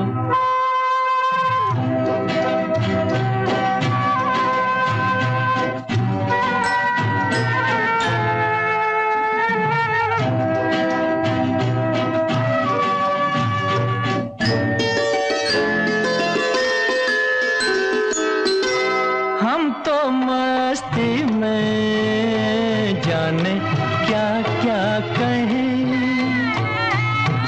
लबे नाजुक से ऐसा ना हो तुम्हें, बेकरारी का गिला हमसे सिवा हो जाए ऐसे तो न देखो कि हमको नशा हो जाए। ये गाने से हमें भी नशा आ गया। वही तो मैं सोच रहा हूँ क्या हो गया आपको। रफ़ी की आवाज़, एस.डी. बर्मन का संगीत और देवानंद ने पर्दे पर अदा किया है। ब्यूटीफुल। आपका नशा थोड़ा उतार देते हैं आपके लिए। और एक गाना है जो इन्होंने जितने भी मूवीज बनाए आपके नाम बता दें एक एक करके। बहुत लंबी लिस्ट है लेकिन देखिए कितने हिट मूवीज है। परिणीता, चाइना टाउन, तीन देवियां, हावड़ा ब्रिज, सरस्वती चंद्र, शर्मिली, लाल पत्थर, खटी पतंग, अनुरागा, क्योंकि जरूर से, ग्रेट ग्रैम्बलर, दुल्हन वही जो प्रिया बनबाई, जितने सब हिट मूवीज दिए हैं। अलग अलग टाइप की मूवीज लिखे हैं उन्होंने। तो आपके लिए और एक आपका एक फेवरेट गाना है। कौन सा? लेकिन मैं इस गाने को डेडिकेट करता हूँ हमारे चीफ आरजे मनीष जी को, क्योंकि इस फिल्म में हीरो का नाम है मनीष। ओ सरस्वती चंद्र जी हाँ। और हीरो का नाम यस यस यस या आई नो, नूतन थी इसमें। या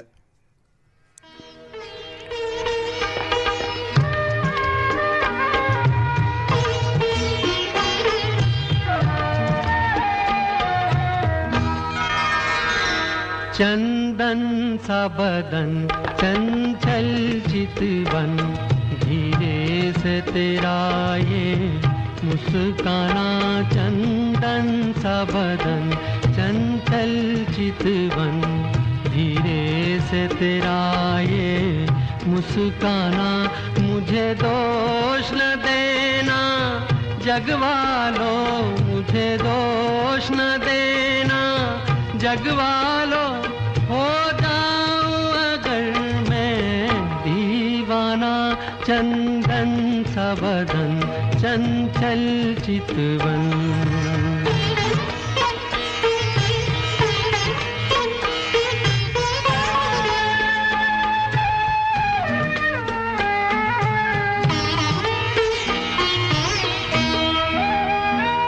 ये काम कमान भवे तेरी पलकों के किनारे, कजरारे, ये काम कमान भमे तेरी पलकों के किनारे, कजरारे माथे पर सिंदूरी सूरज, होठों पे दहकते अंगारे, साया भी जो तेरा पड़ जाए, साया भी जो तेरा पड़ जाए, आबाद हो दिल का वीराना, चंदन सा बदन, चंचल चितवन।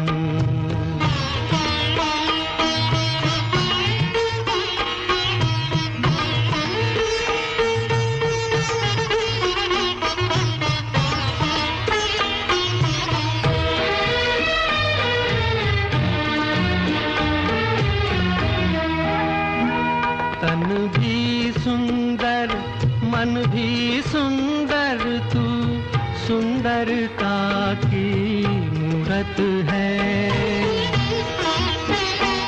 तन भी सुंदर, मन भी सुंदर, तू सुंदरता की मूरत है।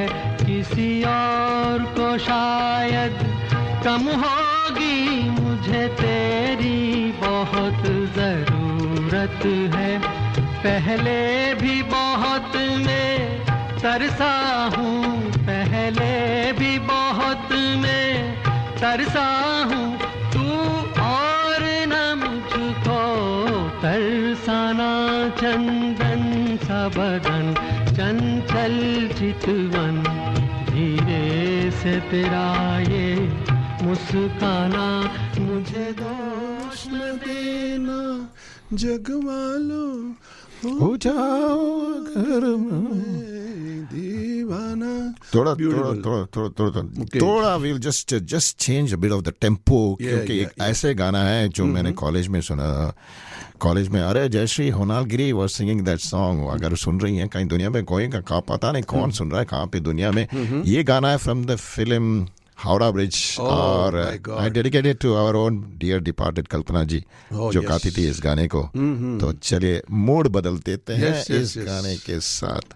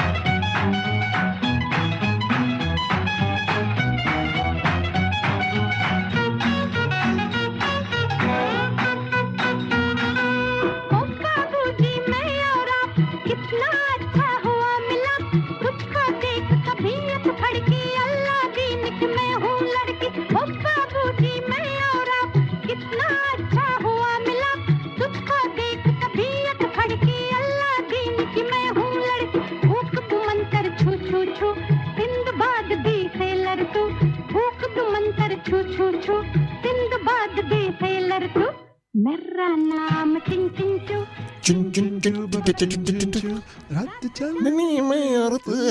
इसी बात पे हम आगे बढ़ते हैं। अरे हमारे एक बहुत बड़े कॉमेडियन है, उनका बर्थडे भी है 14 अगस्त। कभी याद नहीं करते हैं जॉनी लीवर साहब को? जॉनी लीवर, तो सोचा उनका भी कुछ गाना बजाते हैं। कभी we never talk about him, but he is one of the superb comedians और मिमिक्री आर्टिस्ट। यहाँ आए थे, पता बहुत साल पहले आए थे हेलेनिक क्लब में, but he was there at most as a role as a Christian pastor rather than a comedian. तो चलिए उन्हीं की आवाज में एक बहुत बढ़िया गाना। अब हम चुप नहीं रहेंगे, अपने लिए लड़ेंगे, पार्लियामेंट तक जाएंगे, अपनी मांगे पूरी करने के लिए आवाजें उठाएंगे और अटकाने पर अपनी जिंदगी कुर्बान करने के लिए तैयार हो जाएंगे। चमेली में आ, आ, आ, आ, आ,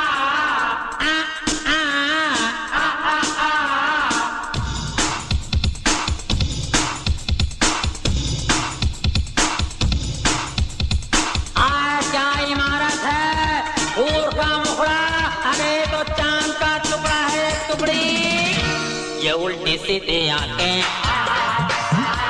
ये टेढ़ी मेढ़ी चाल, ये फीकी फीकी नजरें, ये मेहंदी वाले बाल, जो चाहे वो उठा ले, चोरी का है ये माल। अरे किरण बहन तारी कमर जो इन मारो मंडा उड़ाई गई रे। जादू कमर, अरे चल रहा फटे नोट के गड्ढे, खुशबू तेरा बदन, अरे कमर में हटे, जादू तेरी कमर, अरे सरक ले रे, खुशबू तेरा बदन, तू यस कर, अरे हट के दुकान लगा या नो कर, दूंगी रख के, तू यस कर या नो कर, मैं हूँ तेरा सजन, मैं हूँ तेरा सजन।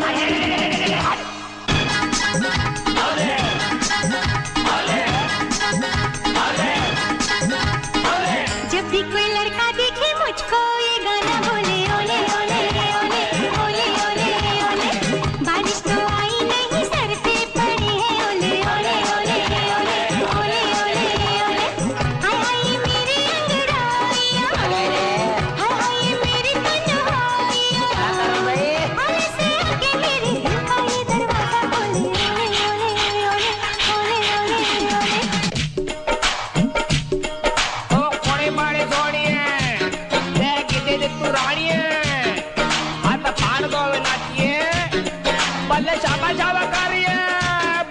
तो चीज बड़े है सख्त सख्त, तो चीज बड़े है सख्त, तो चीज बड़ी है सख्त सख्त, तो चीज बड़ी है सख्त। ये मोटे मोटे गाल गाल, ये छोटे छोटे बाल बाल, लड़की है या फुटबॉल यार, ये हाल तेरा हर वक्त वक्त। तो चीज बड़ी है सख्त सख्त, तो चीज बड़ी है सख्त, तो चीज बड़ी है सख्त सख्त, तो चीज बड़ी है सख्त। 36 24 36 मुझे लोग बोले, देखो देखो देखो मेरा पेट खोले। 36 24 36 मुझे लोग बोले, देखो देखो देखो मेरा पेट खोले। मेरे दीवाने हैं मेरे परवाने हैं, लेके तराजू मेरा रूप डोले। 36 24 36 24 36 24 36 24।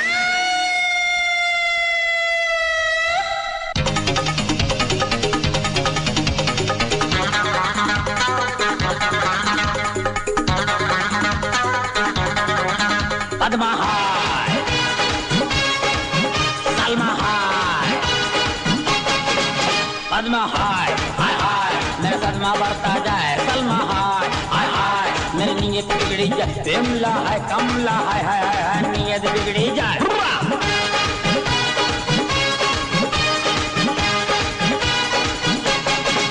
इसका पता नोट करवा ले, इससे टाका मेरा मिला दे, ऐसा चक्कर कोई चला दे ताकि अपना कहा न टाले। पद्मा हाय, हाय हाय मेरा सदमा बढ़ता जाए, सलमा हाय, हाय हाय मेरी नीयत बिगड़ी जाए, विमला है कमला है, हाय हाय हाय नीयत बिगड़ी जाए। हाय हाय सोहा और संजय में एक लंगोर निकला रे माटी मिला, अरे बगैर टोपी का बैंगन, अरे तो पैदा होते मार क्यों नहीं गए रे कुत्ते।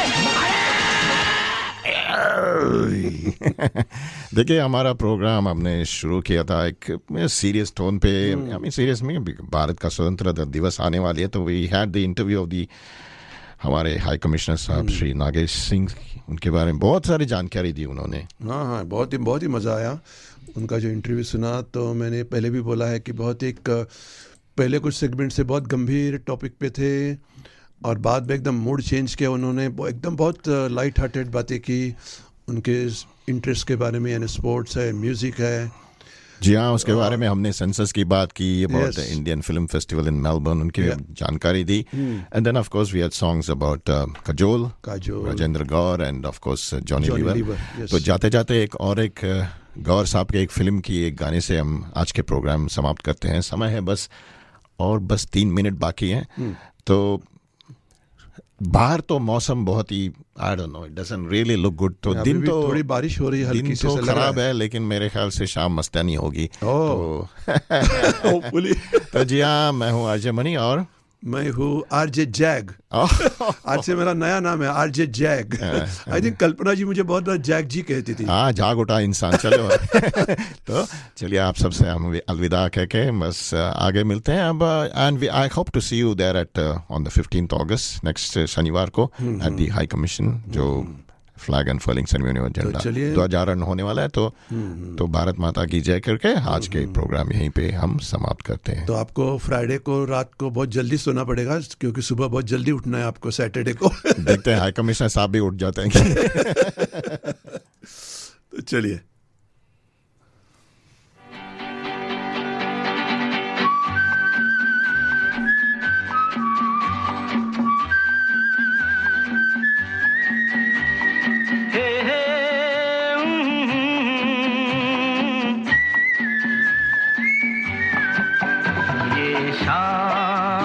मस्तानी मदहोश किए जा, मुझे डोर कोई खींचे तेरी ओर लिए जा. ये शाम मस्तानी मदहोश किए जा, मुझे डोर कोई खींचे तेरी ओर लिए जा.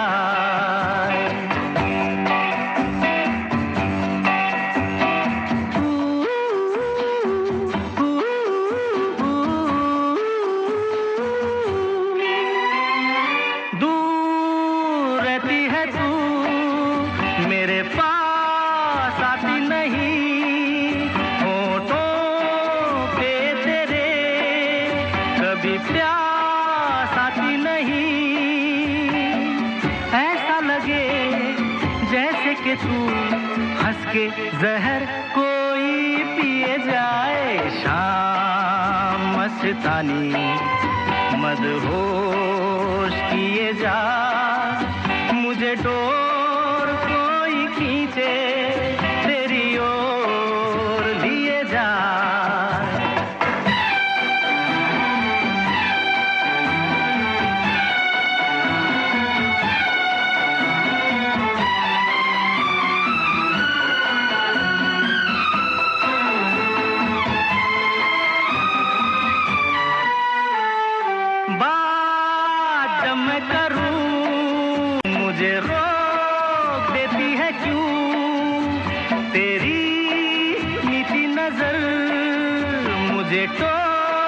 देती है क्यों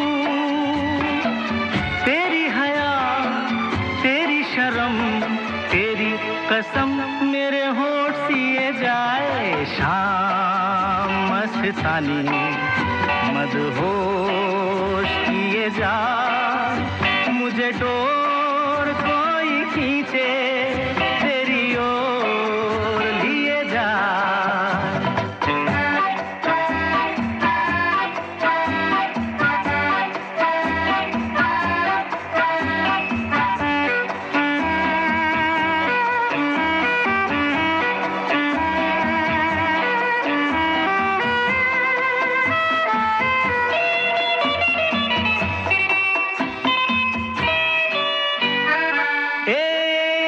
रूठी